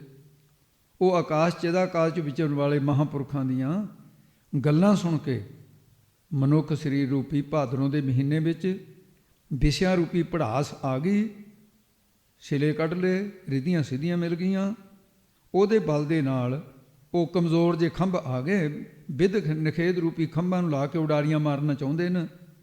ਇਹਦੇ ਉੱਤੇ ਗੁਰੂ ਅਰਜਨ ਦੇਵ ਜੀ ਨੇ ਵੀ ਇੱਕ ਪਾਵਨ ਬਚਨ ਕਿਹਾ, ਚੜ੍ਹ ਕੇ ਘੋੜੜੇ ਕੁੰਦੇ ਪਕੜੇ ਖੁੰਡੀ ਦੀ ਖੇਡਾਰੀ, ਹੰਸਾਂ ਸੇਤੀ ਚਿੱਤੋ ਲਸੈ ਕੁੱਕੜ ਦੀ ਉਡਾਰੀ। ਕੁੱਕੜ ਦੀ ਉਡਾਰੀ ਜਿਹੜੀ ਹੈ, ਉਹ 3 ਉਡਾਰੀਆਂ ਨੇ ਕੁੱਕੜ ਦੀਆਂ। ਪਹਿਲੀ ਉਡਾਰੀ ਮਾਰਦਾ ਰੂੜੀ 'ਤੇ ਜਾ ਬਹਿੰਦਾ, ਤੇ ਜੇ ਰੂੜੀ ਤੇ ਉਹਨੂੰ ਦੇਖੇ ਵੀ ਆਲੇ ਦੁਆਲੇ ਕੁੱਤੇ ਫਿਰਦੇ ਨੇ, ਕਿਤੇ ਮੈਨੂੰ ਖਾ ਨਾ ਜਾਣ, ਉਹ ਆਪਣੀ ਰੱਖਿਆ ਲਈ ਦੂਜੀ ਉਡਾਰੀ ਮਾਰਦਾ ਹੈ, ਕੰਧ ਤੇ ਜਾ ਬੈਠਦਾ ਹੈ। ਕੁੱਤਾ ਕੰਧ ਤੇ ਨਹੀਂ ਚੜ੍ਹ ਸਕਦਾ। ਫਿਰ ਉਹ ਦਿਖਦਾ ਬੰਦੇ ਫਿਰਦੇ ਆਲੇ ਦੁਆਲੇ, ਉਹ ਕਹਿੰਦਾ ਬੰਦਾ ਨਾ ਮੈਨੂੰ ਕਿਤੇ ਮੇਰਾ ਨੁਕਸਾਨ ਕਰ ਦੇਵੇ। ਫਿਰ ਤੀਜੀ ਉਡਾਰੀ ਮਾਰਦਾ, ਕੋਠੇ ਤੇ ਜਾ ਬੈਠਦਾ। ਇਹ ਤਿੰਨ ਉਡਾਰੀਆਂ ਨੇ। ਕੁੱਕੜ ਦੀ ਉਡਾਰੀ, ਹੰਸਾਂ ਸੇਤੀ ਚਤੁਲਸੇ, ਕੁੱਕੜ ਦੀ ਉਡਾਰੀ। ਇਹਦੇ 'ਚ ਦੱਸਿਆ ਵੀ ਕੁੱਕੜ ਦੀ ਨਿਆਈ ਵਿਛਾਈ ਜੀਵ ਹੈ। ਉਹਦੀ ਪਹਿਲੀ ਉਡਾਰੀ ਕੀ ਹੈ? ਵਿਸ਼ਿਆਂ ਦੀ ਰੂੜੀ ਤੇ ਜਾ ਕੇ ਬਹਿ ਜਾਂਦਾ ਹੈ, ਵਿਸ਼ੇ ਵਿਕਾਰਾਂ ਦੀ ਰੂੜੀ ਹੈ। ਤੇ ਦੂਜੀ ਉਡਾਰੀ ਕੀ ਹੈ ਉਸਦੀ? ਸੰਸਾਰ ਦੇ ਸੰਬੰਧੀਆਂ ਦੇ ਮੋਹ ਦੀ ਕੰਧ ਤੇ ਬੈਠ ਜਾ। ਕੰਧ ਨਾਮ ਆਸਰੇ ਦਾ ਹੁੰਦਾ ਹੈ, ਉਹਨਾਂ ਨੂੰ ਬੜਾ ਆਸਰਾ ਮੰਨਦਾ ਹੈ। ਸੰਬੰਧੀਆਂ ਦੇ ਮੋਹ ਦੀ ਕੰਧ ਤੇ ਬੈਠਾ ਹੈ। ਤੇ ਇਸ ਤੋਂ ਵੀ ਫਿਰ ਤੀਸਰੀ ਉਡਾਰੀ ਕੀ ਹੈ? ਵਿਧਨ ਖੇਦ, ਖੰਭਾਂ ਦੇ ਨਾਲ ਉੱਡ ਕੇ ਪੁੰਨ ਕਰਮ ਕਰਕੇ ਸਵਰਗ ਦੇ ਵਿੱਚ ਚਲਿਆ ਗਿਆ। ਇਹ ਕੋਠਾ ਹੈ, ਸਵਰਗ ਰੂਪੀ ਕੋਠੇ ਤੇ ਜਾ ਚੜਿਆ। ਇਹਦੀਆਂ ਤਿੰਨ ਉਡਾਰੀਆਂ ਨੇ। ਤਾਂ ਫਿਰ ਜਦੋਂ ਕੋਠੇ ਤੇ ਕੁੱਕੜ ਬੈਠਿਆ ਜਾ ਕੇ, ਉੱਥੇ ਬੈਠਾ ਰਹੇਗਾ, ਮੁੜ ਕੇ ਫਿਰ ਧਰਤੀ ਤੇ ਆ ਜਾਂਦਾ ਹੈ। ਜਿਹੜਾ ਸਵਰਗ ਦੇ ਵਿੱਚ ਚਲਿਆ ਗਿਆ ਤੇ ਨੌਖ ਰਾਜੇ ਵਰਗੇ ਮੁੜ ਕੇ ਮਾਤਲੋਕ 'ਚ ਸਿੱਟੇ ਨਹੀਂ ਗਏ, ਇੱਥੇ ਡਿੱਗੇ ਆ ਕੇ। ਜੋ ਜਾਤੀ ਰਾਜੇ ਵਰਗੇ ਉੱਥੋਂ ਉਹ ਸਿੱਟੇ ਗਏ। ਕਿੰਨੇ ਕੁ ਦੇ ਪ੍ਰਸੰਗ ਸੁਣਾਏ ਜਾਣ। ਤੇ ਇਸ ਤਰ੍ਹਾਂ ਜੀਵ ਸਵਰਗ ਦੇ ਸੁੱਖ ਭੋਗ ਕੇ ਸੀਮਤ ਨੇ। ਵੀ ਲੈ ਵੀ ਤੇ ਪੁੰਨ ਕਰਮ ਕੀਤੇ ਸੀ 1 ਸਾਲ 12 ਸਾਲ ਜਾਂ 100 ਸਾਲ ਜਿਹੋ ਜਿਹੇ ਪੁੰਨ ਨੇ, ਤੇ ਉਹਦੇ ਦਿਨ ਗਿਣ ਕੇ ਉਹਦੇ ਗਲ 'ਚ ਇੱਕ ਮਾਲਾ ਪਾ ਦਿੱਤੀ ਹੈ ਫੁੱਲਾਂ ਦੀ। 1 ਸਾਲ ਬਾਅਦ ਇੱਕ ਫੁੱਲ ਸੁੱਕ ਜਾਂਦਾ ਹੈ। ਜਦੋਂ ਉਹ ਫੁੱਲਾਂ ਨੂੰ ਦੇਖ ਕੇ ਅੱਧ ਮਰਿਆ ਹੋਈ ਜਾਂਦਾ ਵੀ ਓਹੋ ਹੁਣ ਤਾਂ ਇੰਨੇ ਕੁ ਫੁੱਲ ਰਹਿ ਗਏ, ਇੰਨੀ ਕੁ ਜ਼ਿੰਦਗੀ ਰਹਿ ਗਈ। ਅਜੇ ਮਾਤ ਲੋਕ ਦੇ ਵਿੱਚ ਚਾਹੇ 100 ਸਾਲ ਦੀ ਉਹ ਉਮਰ ਹੈ, 50 ਦੀ ਹੈ, ਮੌਤ ਦਾ ਪਤਾ ਤਾਂ ਨਹੀਂ ਕਦੋਂ ਆ ਜਾਣੀ ਹੈ, ਖੁਸ਼ੀ ਖੁਸ਼ੀ ਕੱਟ ਲੈਂਦੇ। ਸਵਰਗ ਦੇ ਵਿੱਚ ਤਾਂ ਨਿੱਤ ਹੀ ਮੌਤ ਦਿਖੀ ਜਾਂਦੀ ਹੈ, ਮੁਕਤ ਹੋ ਨਹੀਂ ਸਕਦਾ।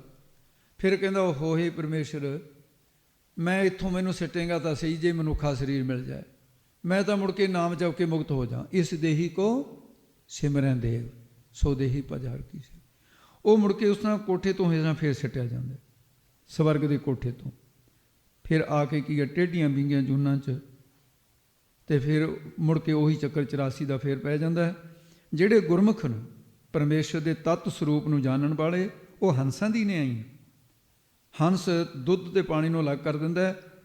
ਉਹ ਨਾਮ ਤੇ ਰੂਪ, ਅਸਤੀ ਪ੍ਰੰਤੀ ਪ੍ਰੇਤਾ ਰੂਪ, ਜਿਹੜੇ ਸਤਿਚਿਤ ਆਨੰਦ ਬ੍ਰਹਮ ਤੇ ਮਾਇਆ ਮਿਲੀ ਹੋਈ ਹੈ, ਇਹ ਦੁੱਧ ਤੇ ਪਾਣੀ ਮਿਲਿਆ ਹੋਇਆ, ਇਹਨੂੰ ਵੱਖਰਾ ਵੱਖਰਾ ਕਰ ਦਿੰਦਾ ਹੈ।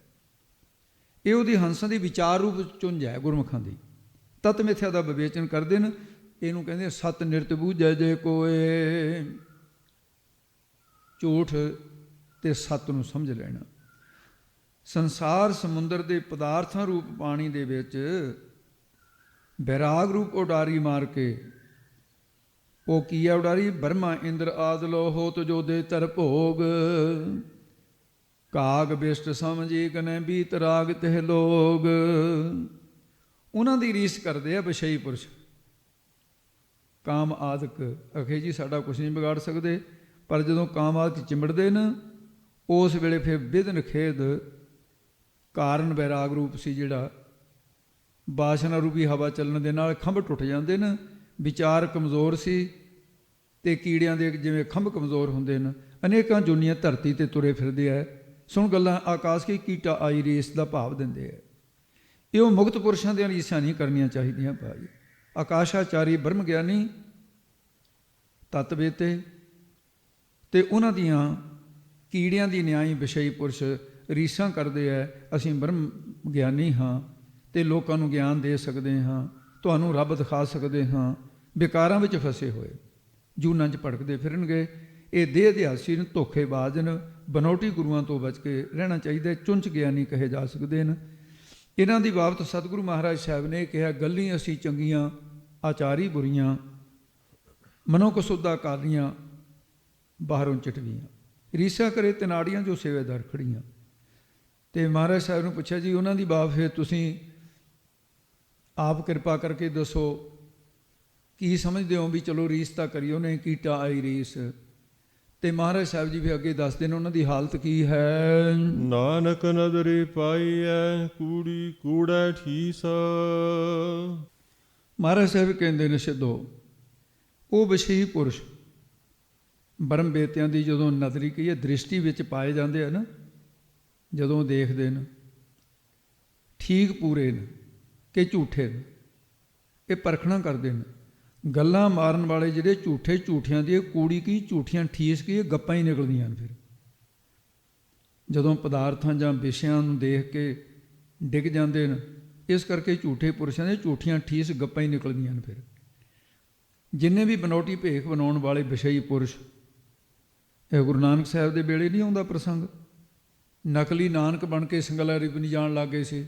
ਦੋ ਚੇਲੇ ਲੈ ਰਹਿਣੇ, ਇੱਕ ਨੂੰ ਮਰਦਾਨਾ ਕਹਿਣਾ, ਇੱਕ ਨੂੰ ਬਾਲਾ ਕਹਿਣਾ, ਆਪ ਗੁਰੂ ਨਾਨਕ ਬਣ ਜਾਣਾ। ਰਾਜੇ ਨੂੰ ਠੱਗਦੇ ਰਹੇ, ਰਾਜਾ ਉਡੀਕ ਕਰਦਾ ਸੀ ਗੁਰੂ ਨਾਨਕ ਸਾਹਿਬ ਦੀ। ਉਹ ਰਾਜੇ ਨੇ ਫਿਰ ਤਰਤੀਬ ਸੋਚ ਲਈ, ਉਹਨੇ ਪਦਵਣੀਆਂ ਭੇਜ ਦੇਣੀਆਂ ਪਰਖਣਾ ਕਰਨ ਵਾਸਤੇ। ਉਹਨਾਂ ਨੇ ਆ ਕੇ ਦੱਸਣਾ ਤੇ ਵਿਸ਼ਿਆਂ 'ਚ ਡਿੱਗੇ ਹੋਏ ਨੇ।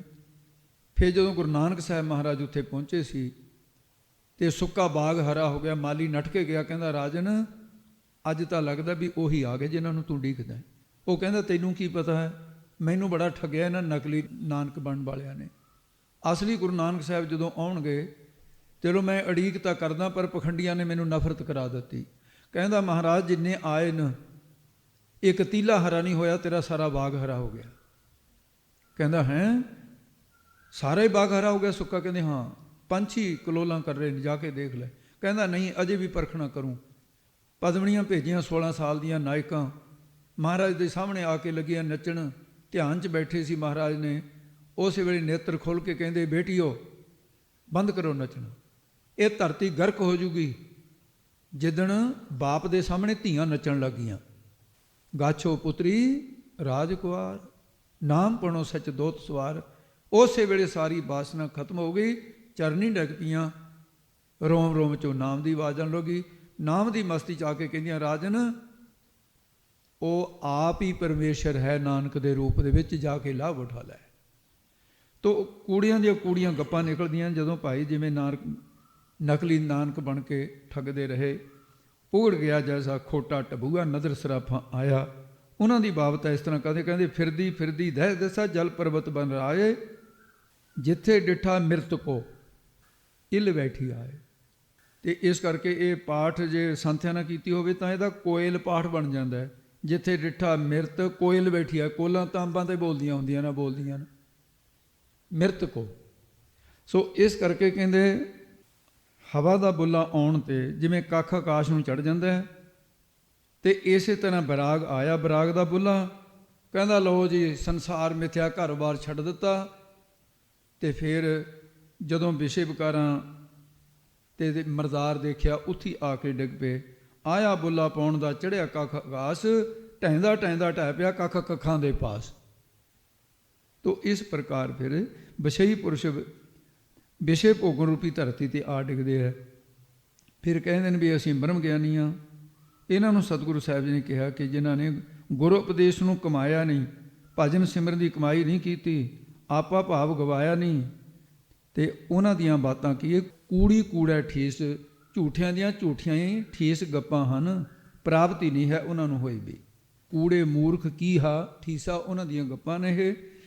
ਤੇ ਇਸੇ ਪ੍ਰਕਾਰ ਫਿਰ ਸਤਿਗੁਰੂ ਮਹਾਰਾਜ ਸਾਹਿਬ ਜੀ ਨੇ ਸਿੱਖਾਂ ਨੂੰ ਉਪਦੇਸ਼ ਦਾ ਸਿੱਖ ਮੁਖ ਦੁਆਰਾ ਪ੍ਰਸ਼ਨ ਕਰਤਾਰਪੁਰ ਸਾਹਿਬ ਤੇ ਦੂਜੇ ਅਰਥ ਦੇ ਵਿੱਚ ਫਰਮਾਨ ਕਰਦੇ ਨੇ। ਅੱਧੀ ਦੀ ਤੁਕ ਬੋਲਿਓ ਜੀ। ਇੱਕ ਦੂਜੀ ਬਾਹ ਲੱਖ ਹੋਏ। ਮਹਾਰਾਜ ਸਾਹਿਬ ਸੱਚੇ ਪਾਤਸ਼ਾਹ ਹੁਣ ਪ੍ਰਸ਼ਨ ਕੀਤਾ ਕਿ ਮਹਾਰਾਜ ਪਰਮੇਸ਼ਰ ਨਾਲ ਕਿੰਨੀ ਕੁ ਪ੍ਰੀਤੀ, ਕਿਸ ਪ੍ਰਕਾਰ ਅੰਤਰੀ ਭਾਵ ਦੇ ਕਹਿੰਦੇ ਨੇ। ਇੱਕ ਜਿਹੜਾ ਅਖੰਡ ਦਾ ਬੋਧਕ ਹੈ ਪਰਮੇਸ਼ਰ, ਦੂ ਉਹਦੇ ਬਰਾਬਰ ਹੋਰ ਕੋਈ ਨਹੀਂ ਹੈ, ਦੂਸਰਾ ਨਹੀਂ ਉਹਦੇ ਵਰਗਾ, ਇੱਕ ਅਖੰਡ ਸਰੂਪ ਹੈ। ਮੇਰੇ ਜੀ ਦੇ ਅੰਦਰ ਭਾਉ, ਮੇਰੇ ਅੰਦਰ ਉਹਦਾ ਪ੍ਰੇਮ ਹੈ, ਮੇਰੇ ਅੰਦਰ ਉਹਦਾ ਡਰ ਹੈ। ਇਸ ਕਰਕੇ ਮੈਂ ਪ੍ਰੇਮਾ ਭਗਤੀ ਦੁਆਰਾ ਤੇ ਮੈਂ ਉਹਨੂੰ ਲਖ ਲਿਆ, ਜਾਣ ਲਿਆ ਹੋਏ, ਮੇਰੇ ਅੰਦਰ ਉਹਦੇ ਲਖ ਦੀ ਪ੍ਰੀਤੀ ਹੋ ਗਈ ਹੈ। ਮੇਰੀ ਕੇਵਲ ਉਹਦੇ ਨਾਲ ਪ੍ਰੀਤੀ ਹੈ। ਗੁਰਸਿੱਖੋ ਤੁਸੀਂ ਵੀ ਉਹਦੇ ਨਾਲ ਪ੍ਰੀਤੀ ਕਰੋ, ਉਹਦਾ ਹੀ ਡਰ ਧਾਰਨ ਕਰੋ, ਉਹਦੇ ਬਰਾਬਰ ਦਾ ਹੋਰ ਕੋਈ ਨਹੀਂ ਹੈ। ਲੱਖ ਹੋਵੇ ਲੱਖ ਈਸ। ਤੇ ਦੂਸਰਾ ਫਿਰ ਇਹ ਹੈ ਵੀ ਰੋਮ ਰੋਮ ਦੇ ਵਿੱਚੋਂ ਅਵਸਥਾ ਬਦਲਦੀ ਬਦਲਦੀ ਜਾਪ ਸੁਣ ਲੱਗ ਜਾਂਦਾ ਹੈ। ਧਰਤ ਪਾਤਾਲ ਆਕਾਸ਼ ਹੈ ਮੇਰੀ ਜੰਦੜੀ ਹੈ, ਸਭ ਹਰ ਹਰ ਨਾਮ ਧਿਆਵੈ ਰਾਮ। ਗੁਰਸਿੱਖੋ ਜਦੋਂ ਨਾਮ ਧਿਆਓਗੇ ਤੁਹਾਡੀ ਅਵਸਥਾ ਰੋਮ ਰੋਮ ਦੀ ਬਣ ਜਾਊਗੀ। ਬਾਬੇ ਬੁੱਢੇ ਜੈਸੇ ਗੁਰਮੁਖਾਂ ਦੀ ਬਣੀ ਹੋਈ ਆ, ਕਹਿੰਦੇ ਤੁਹਾਡੇ ਵਿੱਚ ਕਈਆਂ ਗੁਰਮੁਖਾਂ ਦੀ ਬਣੀ ਹੈ। ਤੇ ਇਸ ਤੋਂ ਅੱਗੇ ਫਿਰ ਮਹਾਰਾਜ ਸਾਹਿਬ ਜੀ ਨੇ ਲੱਖ ਹੋਵੇ ਲੱਖ 20, ਮਹਾਰਾਜ ਕਹਿੰਦੇ ਲੱਖ ਸਰੂਪ ਤੇ 20 ਨਾ 20 ਦਾ ਹੁੰਦਾ 20 ਵਿਸਵੇ ਪੂਰਨ ਵਿਸ਼ਵਾਸ ਉਹਦੇ ਤੇ ਕਰਨਾ ਤੇ ਲੱਖ ਸਰੂਪ ਹੋ ਜਾਈਦਾ। ਫਿਰ ਜਿਨ ਜਾਤਾ ਸੋ ਤਿਸ ਹੀ ਜਿਹਾ। ਭਾਵ ਕੀ ਹੈ ਕਿ ਲੱਖ ਸਰੂਪ 'ਚ ਅਭੇਦ ਹੋ ਜਾਈਦਾ। ਹੋਰ ਵੀ ਮੁਮੁਕਸ਼ੂ ਉਹਨਾਂ ਦੁਆਰਾ ਤੇ ਉਹਨਾਂ ਤੋਂ ਪਰਮਾਤਮਾ ਦੀ ਸਿੱਖਿਆ ਲੈ ਕੇ 20 ਵਿਸਵੇ ਜਾਣ ਕੇ ਪੂਰਨ ਨਿਸ਼ਚਾ ਕਰਦੇ ਨੇ, ਉਹ ਵੀ ਲੱਖ ਸਰੂਪ ਹੋ ਜਾਂਦੇ ਨੇ। ਇਸ ਪ੍ਰਕਾਰ ਅੰਤਰੀ ਭਾਵ ਵਿੱਚ ਇਹ ਦੱਸਿਆ ਹੈ ਲੱਖ ਲੱਖ ਗੇੜਾ ਆਖੀਐ ਹੈ। ਤੇ ਲੱਖ ਸਰੂਪ ਦੇ ਲੱਖ ਲਖਣ ਵਾਸਤੇ ਜਾਣਨ ਵਾਸਤੇ ਜਿਹੜੇ ਇੱਕ ਜਗਦੀਸ਼ ਜਗ ਦੇ ਈਸ਼ਵਰ ਪਰਮਾਤਮਾ ਦੇ ਨਾਮ ਨੂੰ ਲੱਖ ਲੱਖਾਂ ਵਾਰੀ ਕਹਿੰਦੇ ਨੇ। ਤੇ ਇਹ ਸਿੱਧੇ ਤੌਰ ਤੇ ਵੀ ਮਹਾਂਪੁਰਖ ਵੱਡੇ ਸਤਿਕਾਰਯੋਗ ਵਿਦਿਆ ਮਾਰਤੰਡ ਸੰਤ ਗਿਆਨੀ ਗੁਰਬਚਨ ਸਿੰਘ ਜੀ ਮਹਾਂਪੁਰਖ 100 150 ਸਿੰਘਾਂ ਤੱਕ ਦੀ ਜਥੇ ਨੂੰ ਜਮਾਤ ਨੂੰ ਲੈ ਕੇ ਭਾਰਤ ਦੇ ਕੋਨੇ-ਕੋਨੇ ਵਿੱਚ ਘੁੰਮੇ। ਵਿਦਿਆ ਖੁੱਲ੍ਹੇ ਤੌਰ ਤੇ ਘੀ ਦੇ ਗੱਫੇ ਤੇ ਵਿਦਿਆ ਵਰਤਾਉਂਦੇ ਰਹੇ। ਮਹਾਂਪੁਰਖਾਂ ਦੇ ਜਥੇ ਵਿੱਚ ਇੱਕ ਗੱਲ ਬੜੀ ਪ੍ਰਸਿੱਧ ਸੀ ਵੀ ਪਿੰਡਰਾਂ ਵਾਲੇ ਜਥੇ 24 ਘੰਟੇ ਬਾਣੀ ਦਾ ਜਾਪ ਚੱਲਦਾ। ਉਹ ਕਿਵੇਂ? ਕਈਆਂ ਨੇ 101 ਪਾਠ ਜਪਜੀ ਸਾਹਿਬ ਦਾ ਕਰਨਾ ਹੈ, ਕਈ ਨੇ 51 ਕਰਨੇ ਆ, ਤੇ ਕਈਆਂ ਨੇ ਮੂਲ ਮੰਤਰ 36 ਲੱਖ ਦਾ ਜਾਪ ਕਰਿਆ ਹੋਇਆ, ਕਈਆਂ ਨੇ ਵਾਹਿਗੁਰੂ ਮੰਤਰ 25,000 ਕਰਨਾ ਹੈ, ਕਈਆਂ ਨੇ 1 ਲੱਖ ਰੋਜ਼ ਦਾ ਜਾਪ ਕਰਨਾ ਹੈ। ਉਹ ਕਈਆਂ ਦਾ ਨਿਤਨੇਮ ਜਾ ਕੇ ਅੱਧੀ ਰਾਤ ਸਮਾਪਤ ਹੁੰਦਾ ਸੀ, ਕਈਆਂ ਦਾ ਅੱਧੀ ਰਾਤ ਸ਼ੁਰੂ ਹੋ ਜਾਂਦਾ ਸੀ। ਹੁਣ ਕਈਆਂ ਨੇ 12:30 ਵਜੇ ਤੱਕ 1 ਵਜੇ ਤੱਕ ਉਹ ਨਿਤਨੇਮ ਪੂਰਾ ਹੋਇਆ, ਦੂਜੇ ਇਸ਼ਨਾਨ ਕਰਕੇ 12:30 1 ਵਜੇ ਉਹਨਾਂ ਨੇ ਜਾਪ ਸ਼ੁਰੂ ਕਰਤਾ। ਅਖਬਾਰ ਨਹੀਂ ਸੀ ਪੜ੍ਹਨ ਦਿੰਦੇ ਤੇ ਦੁਨਿਆਵੀ ਗੱਲਾਂ ਨਹੀਂ ਸੀ ਕਰਨ ਦਿੰਦੇ। ਉਹ ਜਥੇ ਦੇ ਵਿੱਚ 1-2 ਗੁਰਮੁਖਾਂ ਨੇ ਅਭਿਆਸ ਕਰਦਿਆਂ ਮਹਾਂਪੁਰਖਾਂ ਨੂੰ ਦੱਸਿਆ, ਕਹਿੰਦੇ ਮਹਾਰਾਜ ਜੀ ਵੀ 20 ਘੰਟੇ ਲੱਗੇ ਮੈਨੂੰ, 20 ਘੰਟੇ ਦੇ 1 ਲੱਖ ਵਾਰੀ ਵਾਹਿਗੁਰੂ ਮੰਤਰ ਦਾ ਜਾਪ ਹੋ ਗਿਆ। ਸੋ ਇਸ ਕਰਕੇ ਸਾਧ ਸਿੰਘ ਜੀ ਉਚਰੋ ਰਾਮ ਨਾਮ ਲੱਖ ਵਾਰੀ। ਇਹ ਐਵੇਂ ਥੋੜ੍ਹੀ ਕਹਿਤਾ ਹੈ ਗੁਰਸਿੱਖ ਕਹੇ ਜੇ। ਹੁਣ ਆ ਦੂਸਰੇ ਭਾਈਆਂ ਨੂੰ ਜਿਹੜੇ ਇੱਕ ਵਾਰੀ ਵੀ ਵਾਹਿਗੁਰੂ ਨੂੰ ਕਹਿੰਦੇ, ਜਿਹੜੇ ਕਹਿਣਗੇ ਇਹ ਤਾਂ ਐਵੇਂ ਤੋਤਾ ਰੱਟਣਾ ਹੈ, ਉਹਨਾਂ ਨੂੰ ਹਜ਼ਮ ਹੋ ਜਾਣਗੀਆਂ ਭਲਾ ਇਹ ਗੱਲਾਂ? ਉਹ ਕਹਿਣਗੇ ਜੀ ਮਿੱਥਿਆ, ਇਹਦੀ ਲੋੜ ਹੀ ਨਹੀਂ ਹੈ। ਸੋ ਇਸ ਕਰਕੇ ਐਸੀਆਂ ਕਮਾਈਆਂ ਵਾਲਿਆਂ ਤੋਂ ਬਲਿਹਾਰ ਜਾਈਏ। ਸਤਿਗੁਰੂ ਮਹਾਰਾਜ ਸਾਹਿਬ ਜੀ ਨੇ ਕਹਿੰਦੇ ਏਕ ਨਾਮ ਜਗਦੀਸ਼, ਉਹ ਇੱਕ ਜਗਤ ਦੇ ਈਸ਼ਵਰ ਵਾਹਿਗੁਰੂ ਦਾ ਨਾਮ ਇਸ ਪ੍ਰਕਾਰ ਬੋਲਦੇ ਹੈ, ਬੋਲਣਾ ਚਾਹੀਦਾ ਹੈ। ਏਤ ਰਾਹੇ ਪਤ ਪਵੜੀਆ, ਜਿੰਨੇ ਵੀ ਪਰਮਾਰਥੀ ਲੋਕ ਹਨ ਪਰਮਾਤਮਾ ਦੀ ਪ੍ਰਾਪਤੀ ਦੀ ਹੈ ਇਹ ਰਾਹ ਮੰਨੇ ਨੇ। ਏਤ ਇਹ ਅਪਰੋਖ ਗਿਆਨ ਰੂਪੀ ਰਾਹੇ ਰਸਤਿਆਂ ਦਾ, ਇਹ ਰਾਹਾਂ ਦਾ ਪਤ ਪਤੀ ਹੋਈ ਹੈ, ਭਾਵ ਮਾਲਕ ਹੈ, ਇਹ ਵੱਡਾ ਹੈ। ਇਸ ਕਰਕੇ ਸਤ ਭੂਮਿਕਾ ਰੂਪ ਇਹ ਤੁਰੀਆ ਪਾਦੀਆਂ ਚੜੀਐ ਹੋਏ 21।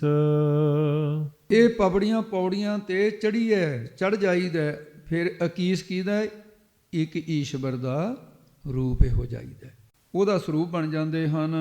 ਸੁਣ ਗੱਲਾ ਆਕਾਸ਼ ਕੀ, ਜਿਹਦਾ ਭਾਸ ਰੂਪ ਡਾਰੀਆਂ ਪਾਉਣ ਵਾਲੇ ਜਿਹੜੇ ਬ੍ਰਹਮ ਗਿਆਨੀ ਨੂੰ ਉਹਨਾਂ ਦੀਆਂ ਗੱਲਾਂ ਸੁਣ ਕੇ, ਜੈਸਾ ਕਿ ਨਾਨਕ ਬ੍ਰਹਮ ਗਿਆਨੀ ਆਪ ਪਰਮੇਸ਼ਰ, ਐਂ ਫਿਰ ਸੁਣ ਕੇ ਗੱਲਾਂ ਵੀ ਅਸੀਂ ਵੀ ਪਰਮੇਸ਼ਰ ਬਣੀਏ, ਅਸੀਂ ਵੀ ਪੂਜਾ ਕਰਾਈਏ। ਇਸ ਤਰ੍ਹਾਂ ਉਹਨਾਂ ਦੇ ਮਨ ਦੇ ਵਿੱਚ ਕੀਟਾ ਆਈ ਰੀਸ, ਉਹ ਕੀੜਿਆਂ ਦੀ ਨਿਆਈ ਨਿਸ਼ਰਦਕ ਵਿਸ਼ਈ ਪੁਰਸ਼, ਕੋਈ ਸ਼ਰਧਾ ਨਹੀਂ, ਸਾਧਨ ਨਹੀਂ, ਤੇ ਉਹਨਾਂ ਨੂੰ ਵੀ ਰੀਸ ਆ ਜਾਂਦੀ ਹੈ ਕਿ ਅਸੀਂ ਗੁਰੂ ਉਪਦੇਸ਼ ਕਮਾਏ ਤੋਂ ਬਿਨਾਂ ਹੀ ਵਾਹਿਗੁਰੂ ਦੀ ਪ੍ਰਾਪਤੀ ਕਰ ਲਵਾਂਗੇ। ਰੀਸ ਕਰਨ ਨਾਲ ਥੋੜ੍ਹੀਆਂ ਉਡਾਰੀਆਂ ਮਾਰਨ ਵਾਲੇ ਰੀਸ ਕਰਦੇ ਆ। ਰੀਸਾਂ ਕਰੇ ਤਨਾੜੀਆਂ ਜੋ ਸੇਵੇ ਦਰਖੜੀਆਂ, ਨਾਨਕ ਨਦਰੇ ਪਾਈਐ।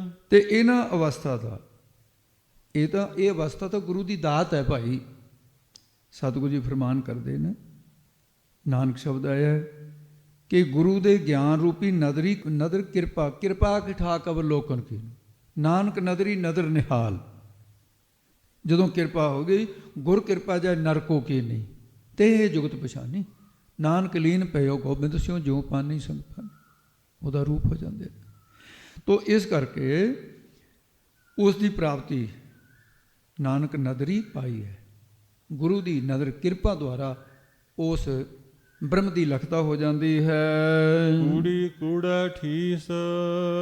ਬਾਕੀ ਤਾਂ ਝੂਠਿਆਂ ਦੀਆਂ ਝੂਠੀਆਂ ਠੀਸ ਕੀ ਹੈ, ਗੱਪਾਂ ਹੀ ਨੇ ਨਾ। ਉਹ ਪਰਮਾਤਮਾ ਨੂੰ ਪ੍ਰਾਪਤ ਕਰਨਾ ਚਾਹੁੰਦੇ ਨੇ ਪਰ ਐਕਣ ਹੁੰਦਾ ਨਹੀਂ ਹੁੰਦਾ।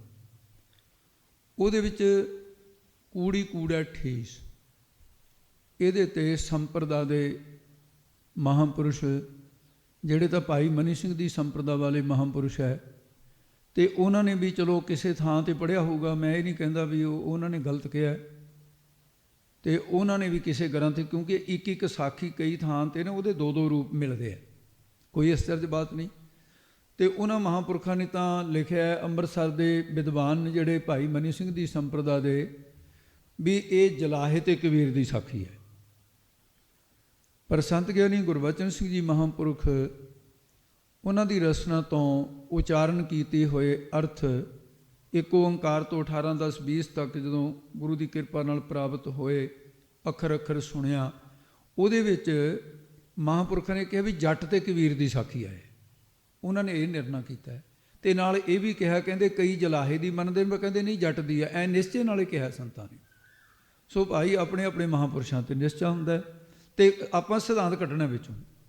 ਉਹ ਗੱਲ ਕੀ ਹੋਈ, ਕਬੀਰ ਸਾਹਿਬ ਜੀ ਕਾਂਸੀ ਦੇ ਵਿੱਚ ਬਨਾਰਸ ਦੇ ਵਿੱਚ ਨਿਵਾਸ ਰੱਖਦੇ ਸੀ। ਇਹਨਾਂ ਦਾ ਜਸ ਸੀ ਜਿਹੜਾ ਉਹ ਪੂਰੇ ਭਾਰਤ ਦੇ ਕੋਨੇ ਕੋਨੇ 'ਚ ਫੈਲ ਗਿਆ ਸੀ। ਗੰਗਾ ਦੀਆਂ ਜੰਜੀਰਾਂ ਟੁੱਟ ਜਾਣੀਆਂ, ਜੰਜੀਰ ਸੰਗਲਾਂ ਨਾਲ ਬੰਨ੍ਹ ਕੇ ਉਹਦੇ ਸਿੱਟਣਾ, ਹਾਥੀ ਮੂਹਰੇ ਸਿੱਟਣਾ, ਅਤੇ ਇਹ ਬੜੇ ਬੜੇ ਕਰਤੱਵ ਨਾਮਦੇਵ ਜੀ ਦੇ, ਕਬੀਰ ਸਾਹਿਬ ਜੀ ਦੇ, ਰਵਿਦਾਸ ਜੀ ਦੇ ਹੋਏ। ਸ਼ੋਭਾ ਬਹੁਤ ਫੈਲ ਗਈ। 8 ਪਹਿਰ ਜਨ ਹਰ ਹਰ ਜਪੈ, ਹਰ ਕਾ ਭਗਤ ਪ੍ਰਗਟ ਨਹਿ ਛਪੈ। ਉਹਦਾ ਕਾਰਨ ਹੈ ਪਰਮਾਤਮਾ ਕਹਿੰਦਾ ਹੈ ਕਿ ਤੂੰ ਮੈਨੂੰ ਪ੍ਰਗਟ ਕਰ ਰਿਹਾ ਸੰਸਾਰ ਵਿੱਚ, ਮੇਰਾ ਨਾਮ ਜਪਾ ਰਿਹਾ, ਆਪ ਜਪਿਆ ਵਰੈ ਨਾਮ ਜਪਾਵੈ। ਤੂੰ ਮੇਰੀ ਉਸਤਤ ਕਰਦਾ ਹੈ, ਬਦਲੇ ਵਿੱਚ ਮੈਂ ਤੇਰੀ ਉਸਤਤ ਕਰਾਊਂ ਇਹਨਾਂ ਲੋਕਾਂ ਤੋਂ ਹੀ, ਜਿਨ੍ਹਾਂ ਲੋਕਾਂ ਦੇ ਵਿੱਚ ਤੂੰ ਮੇਰੀ ਉਸਤਤ ਕਰਾ ਰਿਹਾ, ਮੈਂ ਤੇਰੀ ਉਸਤਤ ਇੱਥੇ ਕਰਾਊਂ। ਨਗਦੋ ਨਗਦੀ ਹੈ ਸੌਦਾ। ਰੱਬ ਦੀ ਜਿਹੜਾ ਉਸਤਤ ਕਰੂਗਾ, ਪਰਮਾਤਮਾ ਉਹਦੀ ਉਸਤਤ ਕਈ ਹਿੱਸੇ ਵੱਧ ਕਰਾ ਦਿੰਦਾ ਹੈ। ਹੁਣ ਉੱਥੇ ਆ ਕੇ ਜੇ ਤਾਂ ਵਡਿਆਈ ਦੇ ਵਿੱਚ ਹੰਕਾਰ ਹੋ ਗਿਆ ਵੀ ਮੇਰੀ ਵਡਿਆਈ ਹੁੰਦੀ ਹੈ, ਫਿਰ ਤਾਂ ਫੇਲ ਹੋ ਗਿਆ। ਜੇ ਸਮਝੇ ਵੀ ਵਡਿਆਈ ਪਰਮੇਸ਼ਰ ਦੀ ਹੈ, ਕਹੋ ਨਾਨਕ ਸਭ ਤੇਰੀ ਵਡਿਆਈ, ਕੋਈ ਨਾਉ ਨਾ ਜਾਣੇ ਮੇਰਾ, ਫਿਰ ਇਹ ਵਡਿਆਈ ਕੱਖ ਵੀ ਨਹੀਂ ਵਿਗਾੜ ਸਕਦੀ। ਹੁਣ ਕਬੀਰ ਸਾਹਿਬ ਜੀ ਇਸ ਅਵਸਥਾ ਵਿੱਚ ਵਡਿਆਈ ਜੀ ਹੁੰਦੀ ਹੈ, ਉਹਨਾਂ ਤਾਂ ਨਿਸ਼ਚੈ ਹੈ ਮੈਂ ਨਹੀਂ, ਮੈਂ ਕੁਛ ਵੀ ਨਹੀਂ ਹਾਂ, ਜਿਵੇਂ ਨਾਮਦੇਵ ਨੇ ਕਿਹਾ। ਔਰ ਕਬੀਰ ਨੇ ਕਿਹਾ ਕਬੀਰ ਮੇਰਾ ਮੁਝ ਮੇਂ ਕੁਛ ਨਹੀਂ, ਜੋ ਕੁਛ ਹੈ ਸੋ ਤੇਰਾ, ਤੇਰਾ ਤੁਝ ਕੋ ਸੌਂਪਦੇ ਕਿਆ ਲਾਗੇ ਮੇਰਾ। ਕਬੀਰ ਸਾਹਿਬ ਜੀ ਦਾ ਜਸ ਸੁਣ ਕੇ ਇੱਕ ਜੱਟ ਦੇ ਮਨ 'ਚ ਫੁਰਨਾ ਆਇਆ, ਕਹਿੰਦਾ ਜਲਾਹਿਆਂ ਦੇ ਘਰ ਜਨਮ ਹੋਇਆ, ਗਰੀਬ ਤਾਣਾ ਬਾਣਾ ਤੁਣਨ ਵਾਲੇ ਨੀਰੂ ਦੇ ਨੀਮਾ, ਉਹ ਮੁਸਲਮਾਨ ਸੀ, ਜੰਮੇ ਸੀ ਕਬੀਰ ਸਾਹਿਬ ਜੀ ਹਿੰਦੂਆਂ ਦੇ ਘਰ। ਪਾਣਾ ਕਸੈਸਾ ਵਰਤ ਗਿਆ। ਉਹ ਜਦੋਂ ਕਬੀਰ ਸਾਹਿਬ ਜੀ ਦੀ ਅੱਗੇ ਕਿਤੇ ਗੱਲ ਕਰਾਂਗੇ ਉਹਦੇ 'ਚ ਸਾਰੀ ਸਾਖੀ ਆ ਜਾਊਗੀ। ਹੁਣ ਇੰਨਾ ਸਹਿਮਾ ਨਹੀਂ ਹੈ ਕਬੀਰ ਦਾ ਜਨਮ ਕਿਵੇਂ ਹੋਇਆ ਅਤੇ ਪਾਲਣ ਪੋਸ਼ਣਾ ਕਿਵੇਂ ਹੋਈ। ਇਹ ਬ੍ਰਾਹਮਣੀ ਦੀ ਕੁੱਖ ਤੋਂ ਜਨਮੇ, ਤਾਂ ਬ੍ਰਾਹਮਣੀ ਦੀ ਕੁੱਖ ਤੋਂ ਪਾਲਣ ਪੋਸ਼ਣਾ ਹੋਣ ਕਰਕੇ ਮੁਸਲਮਾਨਾਂ ਵਾਲਾ ਹੀ ਨਾਮ ਰੱਖਿਆ ਗਿਆ ਅਤੇ ਉੱਥੇ ਹੀ ਪਾਲਣ ਪੋਸ਼ਣਾ ਹੋਈ ਸੀ। ਇਸ ਕਰਕੇ ਸੰਸਕਾਰ ਇਹਨਾਂ ਦੇ ਉਹੀ ਰਹੇ। ਅਤੇ ਜੱਟ ਨੇ ਕਿਹਾ ਜਲਾਹੇ ਦਾ ਏਡਾ, ਥੋੜ੍ਹੇ ਜਿਹੇ ਨਾਸਤਕ ਖਿਆਲਾਂ ਦਾ ਸੀ ਜੱਟ, ਉਹ ਕਬੀਰ ਦੇ ਕੋਲ ਹੀ ਆ ਗਿਆ ਕਦੇ। ਕਬੀਰ ਸਾਹਿਬ ਨੇ ਕਿਹਾ ਆਓ ਜੀ ਅਤੇ ਬੈਠੋ। ਸਰਦਾਰ ਜੀ ਕਿਵੇਂ ਆਏ ਤੁਸੀਂ ਅੱਜ ਮੇਰੇ ਕੋਲ? ਉਹ ਕਹਿੰਦੇ ਕਬੀਰ ਜੀ ਮੈਂ ਤਾਂ ਪੁੱਛਣਾ ਆਇਆ ਵੀ ਤੂੰ ਜਲਾਹਿਆਂ ਦੇ ਘਰ ਪੈਦਾ ਹੋਇਆ, ਤੇਰਾ ਐਡੀ ਸੋਭਾ ਹੋ ਰਹੀ ਆ, ਅਸੀਂ ਜੱਟਾਂ ਦੇ ਘਰ ਪੈਦਾ ਹੋਏ, ਇੰਨੀਆਂ ਜ਼ਮੀਨ ਜਾਇਦਾਦਾਂ, ਸਾਨੂੰ ਪੁੱਛਦਾ ਕੋਈ ਨਹੀਂ ਅਤੇ ਤੁਹਾਡਾ ਸਤਿਕਾਰ ਬੜਾ ਹੁੰਦਾ ਹੈ, ਇਹ ਕੀ ਚਾਹੁੰਦਾ? ਉਹ ਕਹਿੰਦਾ ਜੱਟ ਕਹਿੰਦਾ ਮੇਰੀ ਵੀ ਸਲਾਹ ਵੀ ਮੈਂ ਵੀ ਕਬੀਰ ਬਣ ਜਾ, ਯਾਨੀ ਤੇਰੇ ਵਰਗਾ ਜਸ ਹੋਣ ਲੱਗ ਜਾਏ ਮੇਰਾ। ਉਹ ਕਹਿੰਦਾ ਭਾਈ ਇਹ ਥੋੜ੍ਹਾ ਜਿਹਾ ਔਖਾ ਹੈ ਕੰਮ। ਉਹਨੇ ਦੇਖ ਲਿਆ ਵੀ ਜੱਟ ਦੇ ਦਿਮਾਗ 'ਚ ਬ੍ਰਹਮ ਗਿਆਨ ਤਾਂ ਨਹੀਂ ਪੈਣਾ, ਜਿਹੜੀ ਗੱਲ ਇਹਦੇ ਦਿਮਾਗ 'ਚ ਪੈ ਜਾਵੇ ਮੈਂ ਉਹ ਸਾਂ। ਉਹ ਕਹਿੰਦਾ ਭਾਈ ਇਹਦਾ ਕਾਰਨ ਤਾਂ ਮੇਰੀ ਲੋਈ ਹੈ, ਮੇਰੀ ਸ਼ੋਭਾ ਤਾਂ ਮੇਰੇ ਘਰ ਵਾਲੀ ਨੇ ਵਧਾਈ ਹੈ ਜਾਂ ਮੇਰੇ ਰਾਮ ਨੇ ਵਧਾਈ ਹੈ, ਇਹ ਦੋਨਾਂ ਨੇ ਹੈ। ਰਾਮ ਦਾ ਨਾਮ ਜਪਿਆ ਉਹਨੇ ਵਧਾ ਦਿੱਤੀ, ਮੇਰੀ ਘਰ ਵਾਲੀ ਆਗਿਆਕਾਰ ਹੈ ਬਹੁਤ। ਕਹਿੰਦਾ ਲੈ ਤੇਰੇ ਘਰ ਵਾਲੀ ਬਾਹਲੀ ਆਗਿਆਕਾਰ ਹੈ, ਕਿ ਮੇਰੇ ਘਰ ਵਾਲੀ ਨਹੀਂ ਆਗਿਆਕਾਰ। ਉਹ ਕਹਿੰਦਾ ਵੀ ਮੈਂ ਬਹਿਸ ਨਹੀਂ ਕਰਦਾ, ਵੀ ਚੰਗਾ ਮੈਂ ਤੈਨੂੰ ਦਿਖਾ ਦੇਣਾ ਕਰ ਦੋ। ਕਹਿੰਦਾ ਲੋਈ ਭਾਂਡੇ ਉੱਥੇ ਹੀ ਛੱਡ ਕੇ। ਹਾਂ ਜੀ, ਭਾਂਡੇ ਮਾਂਜ ਤੁਸੀਂ ਉੱਥੇ ਛੱਡੇ। ਆ ਬਦੋਸ਼ੀ ਨਿਰਮਲ ਦਾਸ ਜੀ ਹੋਏ ਨੇ ਬਾਬਾ ਬੀਰਮ ਦਾਸ ਦੇ ਡੇਰੇ। ਰਾਮ ਜੀ ਦਾਸ ਨੇ ਆਵਾਜ਼ ਮਾਰਨੀ, ਨਿਰਮਲ ਦਾਸ। ਹਾਂ ਗੁਰੂ ਜੀ। ਜੇ ਧਾਰ ਚਾਹੁੰਦਾ ਬਾਲਟੀ ਉੱਥੇ ਛੱਡ ਕੇ ਆ ਕੇ ਹਾਜ਼ਰ ਹੋ ਗਏ। ਉਹ ਕੀ ਕਰਦਾ ਸੀ, ਮੈਂ ਜੀ ਮੱਝ ਦੀ ਧਾਰ ਚਾਹੁੰਦਾ ਸੀ। ਉਹ ਨਾ ਭਾਈ ਜਾ ਪਹਿਲਾਂ ਧਾਰ। ਪੌੜੀਆਂ ਚੜ੍ਹਦਾ, ਇੱਕ ਪੌੜੀ ਗਾਹਾਂ ਨਹੀਂ ਚੜ੍ਹਨੀ, ਉੱਥੋਂ ਹੇਠਾਂ ਮੁੜ ਆਉਣਾ। ਫਿਰ ਉਹ ਨਿਰਮਲ ਦਾਸ ਜੀ ਮਹੰਤ ਹੋਏ ਇਸ ਦੇ, ਚਲੋ ਹੁਣ ਤਾਂ ਚੜ੍ਹਾਈ ਕਰ ਗਏ। ਉਹਨੇ ਕਿਹਾ ਲੋਈ ਉੱਥੇ ਭਾਂਡੇ ਛੱਡ ਕੇ। ਹਾਂ ਜੀ। ਕਹਿੰਦੇ ਆਕਾਸ਼ ਦੇ ਵਿੱਚ ਬੱਦਲ ਹੋ ਗਏ ਬਹੁਤ ਸਾਰੇ, ਆਕਾਸ਼ ਜਮਾਂ ਹੀ ਸਾਫ਼, ਬੱਦਲ ਹੋ ਗਏ ਬਹੁਤ ਸਾਰੇ। ਕਿਤੇ ਮੀਂਹ ਪੈ ਕੇ ਨਾ ਆਪਣਾ ਕੋਠਾ ਨਾ ਚੋਣ ਲੱਗ ਜਾਵੇ, ਵੀ ਤੂੰ ਨੱਠ ਕੇ ਜਾ ਕੇ ਨਾ ਜਲਦੀ ਦੇ ਕੇ ਮਿੱਟੀ ਲੈ ਕੇ ਆ। ਕਹਿੰਦੀ ਲਓ ਜੀ ਮੈਂ ਹੁਣੇ ਗਈ, ਮਿੱਟੀ ਲੈ ਆਂਦੀ। ਕਹਿੰਦੇ ਕੁੱਟ ਕੇ ਇਹਨੂੰ ਕਪੜ ਛਾਣ ਕਰ ਦੇ। ਕਹਿੰਦੇ ਲਓ ਜੀ ਕਪੜ ਛਾਣ ਕਰਤੀ। ਕਹਿੰਦੀ ਸਵਾਮੀ ਜੀ ਹੁਣ ਕੀ ਕਰਾਂ। ਕਹਿੰਦੇ ਘੀ ਹੈਗਾ ਕੁਛ ਪਿਆ। ਕਹਿੰਦੀ ਹਾਂ, ਕਦੇ ਤਾਂ ਕੁਛ ਵੀ ਨਹੀਂ ਸੀ ਹੁੰਦਾ, ਘੀ ਹੈਗਾ। ਜਾਂ ਘੀ ਲੈ ਕੇ ਇਹਦੇ ਵਿੱਚ ਪਾ ਕੇ ਨਾ ਇਹਨੂੰ ਗੁੰਨ ਦੇ ਮਿੱਟੀ ਨੂੰ। ਜੱਟ ਦੇਖਦਾ ਰਿਹਾ, ਮਿੱਟੀ ਗੁੰਨਤੀ। ਕਹਿੰਦੀ ਜੀ ਹੁਣ। ਕਹਿੰਦੇ ਹੁਣ ਤੂੰ ਜਾ ਕੇ ਪਨਾਲਾ ਲਿਪ ਦੇ, ਤਾਂ ਕਿ ਥੰਧਿਆਈ ਦੇ ਨਾਲ ਨਾ ਉਹ ਫਿਰ ਪਾਣੀ ਤਿਲਕ ਜਾਊਗਾ, ਵੀ ਕੋਠਾ ਨਹੀਂ ਚੋਊਗਾ। ਜਾਂ ਇਹ ਵੀ ਲਿਖਿਆ ਵੀ ਇਹਦੇ ਦੀਵੇ ਬਣਾ ਕੇ ਰੱਖਿਆ ਹੁਣ ਤੂੰ ਜਿੱਥੋਂ ਮਿੱਟੀ ਲੈ ਕੇ ਆਈਆਂ। ਕਹਿੰਦੀ ਜੀ 7 ਵਚਨ ਓਕਣੇ ਕਰਿਆਈ। ਉਹ ਕਬੀਰ ਸਾਹਿਬ ਕਹਿੰਦੇ ਜੱਟ ਨੂੰ ਕਹਿੰਦੇ ਦੇਖ ਲਿਆ ਕਿਤੇ ਕਿੰਤੂ ਕੀਤਾ, ਸਾਰੇ ਪੁੱਠੇ ਕੰਮ ਸੀ। ਕਹਿੰਦੇ ਇਸ ਕਰਕੇ। ਕਹਿੰਦਾ ਲਓ ਜੀ, ਕਹਿੰਦਾ ਤਾਂ ਜਮਾ ਹੀ ਸੌਖਾ ਕੰਮ ਹੈ।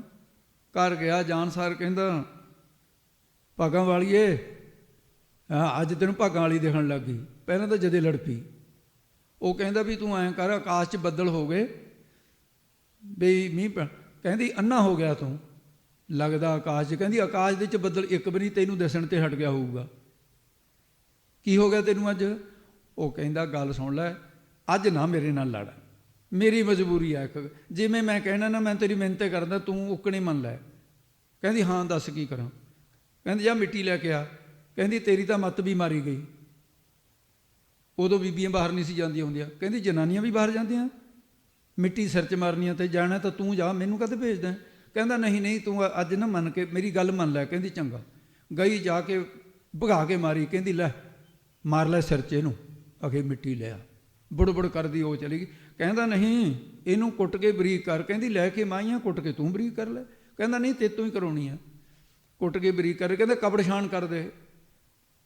ਉਹ ਕਹਿੰਦੀ ਮੈਂ ਤਾਂ ਹੈਰਾਨ ਹੈ ਤੇਰੇ ਕੋਲੋਂ ਵੀ ਮਿੱਟੀ ਨੂੰ ਵੀ ਕੋਈ ਕਪੜ ਛਾਣ ਕਰਦਾ। ਕਹਿੰਦਾ ਕਰ ਦੇ। ਕਹਿੰਦੀ ਕਰਤੀ। ਕਹਿੰਦੇ ਹੁਣ ਕੀ ਕਰਨਾ ਤਾਂ ਇਹਦਾ। ਕਹਿੰਦਾ ਘੀ ਪਿਆ। ਅਖੇ ਹਾਂ ਘੀ ਤਾਂ ਪਿਆ, ਜੱਟਾਂ ਦੇ ਘਰ ਘੀ ਤਾਂ ਆਮ ਇਹ ਹੁੰਦਾ ਸੀ, ਘੀ ਦਾ ਪੀਪਾ ਭਰਿਆ ਪਿਆ। ਕਹਿੰਦਾ ਲਿਆ ਕੇ ਘੀ ਨਾ ਗਰਮ ਕਰਕੇ ਭੰਗਲਾ ਕੇ ਇਹਦੇ ਵਿੱਚ ਪਾ ਕੇ ਗੁੰਨ ਦੇ, ਤੇ ਗੁੰਨ ਕੇ ਨਾ ਕਹਿੰਦੇ ਜਾ ਕੇ ਬਨੇਰਾ ਲਿਪਿਆ। ਕਹਿੰਦੀ ਮਰਗ ਵੀ ਲੋਕ ਉੱਚੇ ਉੱਚੇ ਰੌਲਾ ਪਾਉਣ ਲੱਗ ਗਈ। ਕਹਿੰਦੇ ਮੇਰੇ ਤਾਂ ਘਰ ਵਾਲੇ 'ਚ ਭੂਤ ਆ ਗਿਆ, ਇਹਦਾ ਦਿਮਾਗ ਹਿੱਲ ਗਿਆ, ਨਿਆਣੇ ਇਕੱਠੇ ਹੋ ਗਏ। ਕਹਿੰਦੀ ਸੰਗਲ ਲਾ ਲਓ ਇਹਨੂੰ। ਸੰਗਲ ਲਾ ਕੇ ਥੰਮਲੇ ਨਾਲ ਬੰਨ੍ਹਤਾ, ਤੇ ਉਹਨੂੰ ਲਿਆ ਕੇ ਇੱਕ ਧੂਣੀ ਦੇਣ ਵਾਲਾ ਲਿਆਂਦਾ ਵੀ ਬੋਲ ਤੇਰੇ ਵਿੱਚ ਕੀ ਹੈ। ਉਹਦੇ ਬਾਲ ਫੜ ਲਏ, ਜੱਟ ਦਾ ਤਾਂ ਕਰਤਾ ਬੁਰਾ ਹਾਲ। ਉੱਧਰੋਂ ਕਬੀਰ ਸਾਹਿਬ ਆ ਗਏ, ਰੌਲਾ ਪੈ ਰਿਹਾ। ਉਹ ਦੂਰ ਤੋਂ ਹੱਥ ਬੰਨੀ ਜਾਂਦਾ ਵੀ ਛਡਾ ਲੈ ਕਬੀਰ ਸਾਹਿਬ ਮੈਨੂੰ। ਆ ਕੇ ਕਬੀਰ ਜੀ ਕੋਲ ਆਏ। ਕਹਿੰਦੇ ਠਹਿਰੋ ਠਹਿਰੋ ਠਹਿਰੋ, ਕੀ ਹੋ ਗਿਆ। ਕਹਿੰਦੇ ਜੀ ਦਿਮਾਗ ਹਿੱਲ ਗਿਆ। ਕੋਈ ਕਹਿੰਦਾ ਜੀ ਭੂਤ ਚਿੰਬੜਿਆ। ਕਬੀਰ ਸਾਹਿਬ ਕਹਿੰਦੇ ਨਾ ਇਹਨੂੰ ਭੂਤ ਚਿੰਬੜਿਆ, ਨਾ ਇਹਦਾ ਦਿਮਾਗ ਹਿੱਲਿਆ, ਸੰਗਲ ਖੋਲ ਦੋ। ਕੀ ਹੋਇਆ। ਕਹਿੰਦੇ ਇਹਨੂੰ ਕਬੀਰ ਬਣਨ ਦਾ ਭੂਤ ਚਿੰਬੜਿਆ ਹੈ। ਇਹਨੇ ਇਹ ਤਾਂ ਦੇਖਿਆ ਨਹੀਂ ਵੀ ਮੇਰੇ ਘਰ ਵਾਲੀ ਕਹੀ ਜੀ ਹੈ ਤੇ ਕਬੀਰ ਦੇ ਘਰ ਵਾਲੀ ਕਹੀ ਜੀ, ਰੀਸ ਕਰਨੇ। ਇਸ ਕਰਕੇ ਕੂੜੀ ਕੂੜਾ ਠੀਸ, ਰੀਸਾਂ ਜਿਹੜੀਆਂ ਕਰਦੇ ਨੇ ਫਿਰ ਐਂ ਧੋਖਾ ਹੁੰਦਾ। ਕਬੀਰ ਮਹਾਂਪੁਰਖਾਂ ਨੇ ਇਹ ਸਾਖੀ ਉਹਦੇ 'ਤੇ ਲਾਈ ਹੈ। ਤੋ ਇਸ ਕਰਕੇ ਸਤਿਗੁਰੂ ਮਹਾਰਾਜ ਸਾਹਿਬ ਜੀ ਨੇ ਇਸ ਪੌੜੀ ਦੇ ਵਿੱਚ ਤਾਂ ਹੀ ਫਿਰ ਕਬੀਰ ਸਾਹਿਬ ਦੀ ਇਸ ਇਹੋ ਜਿਹੀਆਂ ਗੱਲਾਂ 'ਤੇ ਹੰਸਾਂ ਨਾਲ ਟਟੀਰੀਏ ਕੋਈ ਪਹੁੰਚਿਆ ਦੌੜੀ, ਤਾਂ ਭਾਈ ਗੁਰਦਾਸ ਨੇ ਕਿਹਾ ਇਹ ਪੌੜੀ ਦੇ ਵਿੱਚ ਸੰਪਤ ਉਪਾਸਨਾ ਕਹੀ ਹੈ, ਸ਼ੁਭ ਇੱਛਾ ਜਿਹੜੀ ਸੀ ਜਿਹਦੇ ਕਥਾ ਸੁਣਨ ਵਾਸਤੇ ਮਨ ਲੱਗਦਾ ਹੈ। ਇਹ ਪਹਿਲੀ ਭੂਮਿਕਾ ਇਹਦੇ 'ਚ ਕਥਨ ਕੀਤੀ ਹੈ। ਅਤੇ ਇਹਦਾ ਮੁੱਖ ਭਾਵ ਜਿਹੜਾ ਹੈ, ਸਿਧਾਂਤ ਜਿਹੜਾ ਸੀ ਇਸ ਪੌੜੀ ਸਤਿਗੁਰੂ ਜੀ ਨੇ ਸ਼ੁਭ ਇੱਛਾ ਪਹਿਲੀ ਭੂਮਿਕਾ ਦਾ ਸਰਵਣ ਕਰਕੇ ਸੰਪਤ ਰੀਤੀ ਉਪਾਸਨਾ ਦਾ ਕਥਨ ਕੀਤਾ ਹੈ। ਇੱਕ ਜੀਵ ਤੋਂ ਲੱਖਾਂ ਜੀਵਾਂ ਹੋ ਜਾਣ, ਲੱਖਾਂ ਤੋਂ 20 ਲੱਖ ਹੋ ਜਾਵੇ, ਇੱਕ ਇੱਕ ਜੀਵ ਦਿਨ ਲੱਖਾਂ ਵਾਰੀ ਵਾਹਿਗੁਰੂ ਦਾ ਜਾਪ ਕਰੀਏ, ਇਉਂ ਪਰਮਾਤਮਾ ਦੀ ਪ੍ਰਾਪਤੀ ਹੁੰਦੀ ਹੈ। ਇਹ ਅਭਿਆਸ ਰੂਪੀ ਰਸਤਾ ਸਾਰਿਆਂ ਰਾਹਾਂ ਦਾ ਪਤੀ ਹੈ, ਸਭ ਰਾਹਾਂ ਦਾ ਸ਼੍ਰੋਮਣ ਹੈ, ਸਾਰਿਆਂ ਦਾ ਸ਼੍ਰੋਮਣ, ਸਾਰੇ ਸਾਧਨਾਂ ਦਾ ਪਤੀ ਜਿਹੜਾ ਬ੍ਰਹਮ ਗਿਆਨ ਹੈ, ਉਸ ਦੀ ਪ੍ਰਾਪਤੀ ਕਰਨ ਦੇ ਲਈ ਭੂਮਿਕਾ ਰੂਪ ਪੌੜੀਆਂ ਦੁਆਰਾ ਚੜ੍ਹੀਦਾ, ਫਿਰ ਇੱਕ ਬ੍ਰਹਮ ਦਾ ਰੂਪ ਹੋ ਜਾਈਦਾ। ਹੰਗਤਾ ਮਮਤਾ ਵਿਕਾਰ ਵਾਸ਼ਨਾ ਸਭ ਮਿਟ ਜਾਂਦੀਆਂ ਨੇ। ਜਿਹੜੇ ਕਮਾਈਆਂ ਤੋਂ ਬਿਨਾਂ ਹੀ ਆਪਣੇ ਆਪ ਨੂੰ ਰੱਬ ਮੰਨੀ ਬੈਠੇ ਹੈ, ਪ੍ਰੇਮਾ ਭਗਤੀ ਨਹੀਂ ਕਰਦੇ, ਸਿਮਰਨ ਭਜਨ ਨਹੀਂ ਕਰਦੇ, ਉਹ ਤਾਂ ਇਉਂ ਜਾਣੋ ਜਿਵੇਂ ਆਕਾਸ਼ ਦੇ ਵਿੱਚ ਉੱਡਦੇ ਪੰਛੀ, ਗਰੜ ਹੰਸ, ਅਨਲ ਪੰਛੀ ਦੀਆਂ ਉਡਾਰੀਆਂ ਸੁਣ ਕੇ ਭਾਦਰੋਂ ਦੇ ਮਹੀਨੇ ਕੀੜਿਆਂ ਨੂੰ ਵੀ ਉੱਡਣ ਦਾ ਰੀਸ ਆ ਜਾਂਦੀ ਹੈ, ਪਰ ਉਡਾਰੀਆਂ ਮਾਰਦੇ ਨੇ ਅਤੇ ਉਹਨਾਂ ਦੇ ਜਾਨਵਰ ਹੀ ਉਹਨਾਂ ਨੂੰ ਖਾ ਜਾਂਦੇ ਨੇ, ਖੰਭ ਟੁੱਟ ਜਾਂਦੇ ਨੇ। ਪਖੰਡੀ ਲੋਕ ਇਹਨਾਂ ਵਰਗੇ, ਉਹਨਾਂ ਦੇ ਵਿਧ ਨਖੇਦ ਰੂਪੀ ਖੰਭ, ਕਾਰਨ ਬੈਰਾਗ ਰੂਪੀ ਖੰਭ, ਬਾਸਨਾ ਰੂਪੀ ਹਵਾ ਚੱਲਣ ਦੇ ਟੁੱਟ ਜਾਂਦੇ ਨੇ। ਹੰਸਾਂ ਸੇਤੀ ਚਿੱਤ ਉਲਾਸੇ ਕੁੱਕੜ ਦੀ ਉਡਾਰੀ ਵਾਲੀ ਹਾਲ ਹੁੰਦੀ ਹੈ। ਹੰਸ ਤੱਤ ਬੇਤਿਆਂ ਦੀਆਂ ਰੀਸਾਂ ਕਰਦੇ ਨੇ, ਪਰ ਕੁੱਕੜ ਵਾਂਗ ਉਡਾਰੀ ਮਾਰ ਕੇ ਵਿਸ਼ਿਆਂ ਦੀ ਰੂੜੀ ਤੇ ਬੈਠਣ ਵਾਲੇ ਨੇ। ਸੁੱਤ ਬਿਤ ਬਾਸਨਾ ਰੂਪੀ ਕੰਧ ਤੇ, ਪਰਿਵਾਰ ਦੇ ਮੋਹ ਰੂਪੀ ਕੰਧ ਤੇ, ਜਾਂ ਫਿਰ ਸਵਰਗ ਰੂਪੀ ਕੋਠੇ ਤੇ ਪੁੰਨ ਕਰਮ ਕਰਕੇ ਜਾ ਬੈਠਦੇ ਨੇ, ਇਸ ਤੋਂ ਵੱਧ ਨਹੀਂ। ਫਿਰ ਮਾਇਆ ਦਾ ਮੋਹ ਰੂਪੀ ਪਾਣੀ, ਸੰਸਾਰ ਸਮੁੰਦਰ, ਬੈਰਾਗ ਵਿਵੇਕ ਰੂਪੀ ਖੰਭਾਂ ਦੇ ਨਾਲ ਉੱਡਣ ਵਾਲੇ, ਮਾਇਆ ਦੇ ਮੋਹ ਦਾ ਜੇ ਤਾਂ ਤਿਆਗ ਕਰ ਦਿੱਤਾ ਹੈ। ਇਹ ਮਾਇਆ ਦਾ ਮੋਹ ਹੈ ਜਿਹੜਾ ਪਾਣੀ ਆ, ਸੰਸਾਰ ਸਮੁੰਦਰ ਹੈ। ਬੈਰਾਗ ਵਿਵੇਕ ਰੂਪੀ ਖੰਭਾਂ ਦੇ ਨਾਲ ਉੱਡਣ ਵਾਲੇ, ਨਾਮ ਰੂਪੀ ਮੋਤੀ ਖਾਣ ਵਾਲੇ ਹੰਸ ਕੌਣ? ਤਤ ਵੇਤੇ, ਤਤ ਮਿਥਿਆ ਦਾ ਵਿਵੇਚਨ ਕਰਨ ਵਾਲੇ, ਅਤੇ ਗੁਰੂ ਦੀ ਕਿਰਪਾ ਨਾਲ ਨਦਰੀ ਪਰਮੇਸ਼ਰ ਨੂੰ ਪਾ ਲਈਦਾ। ਹੋਰ ਝੂਠਿਆਂ ਦੀਆਂ ਝੂਠੀਆਂ ਗੱਪਾਂ ਨੇ, ਬ੍ਰਹਮ ਵੇਤੇ ਹੀ ਸੰਸਾਰ ਤੋਂ ਤਰਦੇ ਹੈ, ਉਹੀ ਤਾਰਦੇ ਨੇ। ਆਪ ਮੁਕਤ ਕਰੈ ਸੰਸਾਰ, ਨਾਨਕ ਤਿਸ ਜਨ ਕੋ ਸਦਾ ਨਮਸਕਾਰ। ਇਹ ਪੌੜੀ ਦੇ 83 ਅੱਖਰਾਂ ਦੇ 'ਚ ਬ੍ਰਹਮ ਗਿਆਨ ਮਹਾਰਾਜ ਨੇ ਗੁੰਥਨ ਕੀਤਾ। ਜਿਸ ਪ੍ਰਕਾਰ ਸਤਿਗੁਰੂ 33ਵੀਂ ਪੌੜੀ ਦੇ ਵਿੱਚ ਅੱਗੇ ਕਿਰਪਾ ਕਰਨਗੇ, ਉਹ ਸਤਿਗੁਰੂ ਮਹਾਰਾਜ ਸਾਹਿਬ ਕੀ 32ਵੀਂ ਪੌੜੀ ਦੀ ਇੱਥੇ ਸਮਾਪਤੀ ਹੋ ਚੁੱਕੀ ਹੈ। ਭੁੱਲਾਂ ਚੁੱਕਾਂ ਜੀ ਸਤਿਗੁਰੂ ਸੱਚੇ ਪਾਤਸ਼ਾਹ ਖਿਮਾ ਕਰਨ। ਪੜ੍ਹਿਆ ਸੁਣਿਆ ਗਾਵਿਆ ਥਾਂ ਪਵੇ। ਆਓ ਹੁਣ ਇੱਥੇ ਸਮਾਪਤੀ ਹੈ ਜੀ। ਸੁਣ ਗੱਲਾ ਆਕਾਸ ਕੀ ਕੀਟਾ ਆਈ ਰੀਸ, ਨਾਨਕ ਨਦਰੀ ਪਾਈਐ ਕੂੜੀ ਕੂੜਾ ਠੀਸ। ਵਾਹਿਗੁਰੂ ਜੀ ਕਾ ਖਾਲਸਾ, ਵਾਹਿਗੁਰੂ ਜੀ ਕੀ ਫਤਿਹ।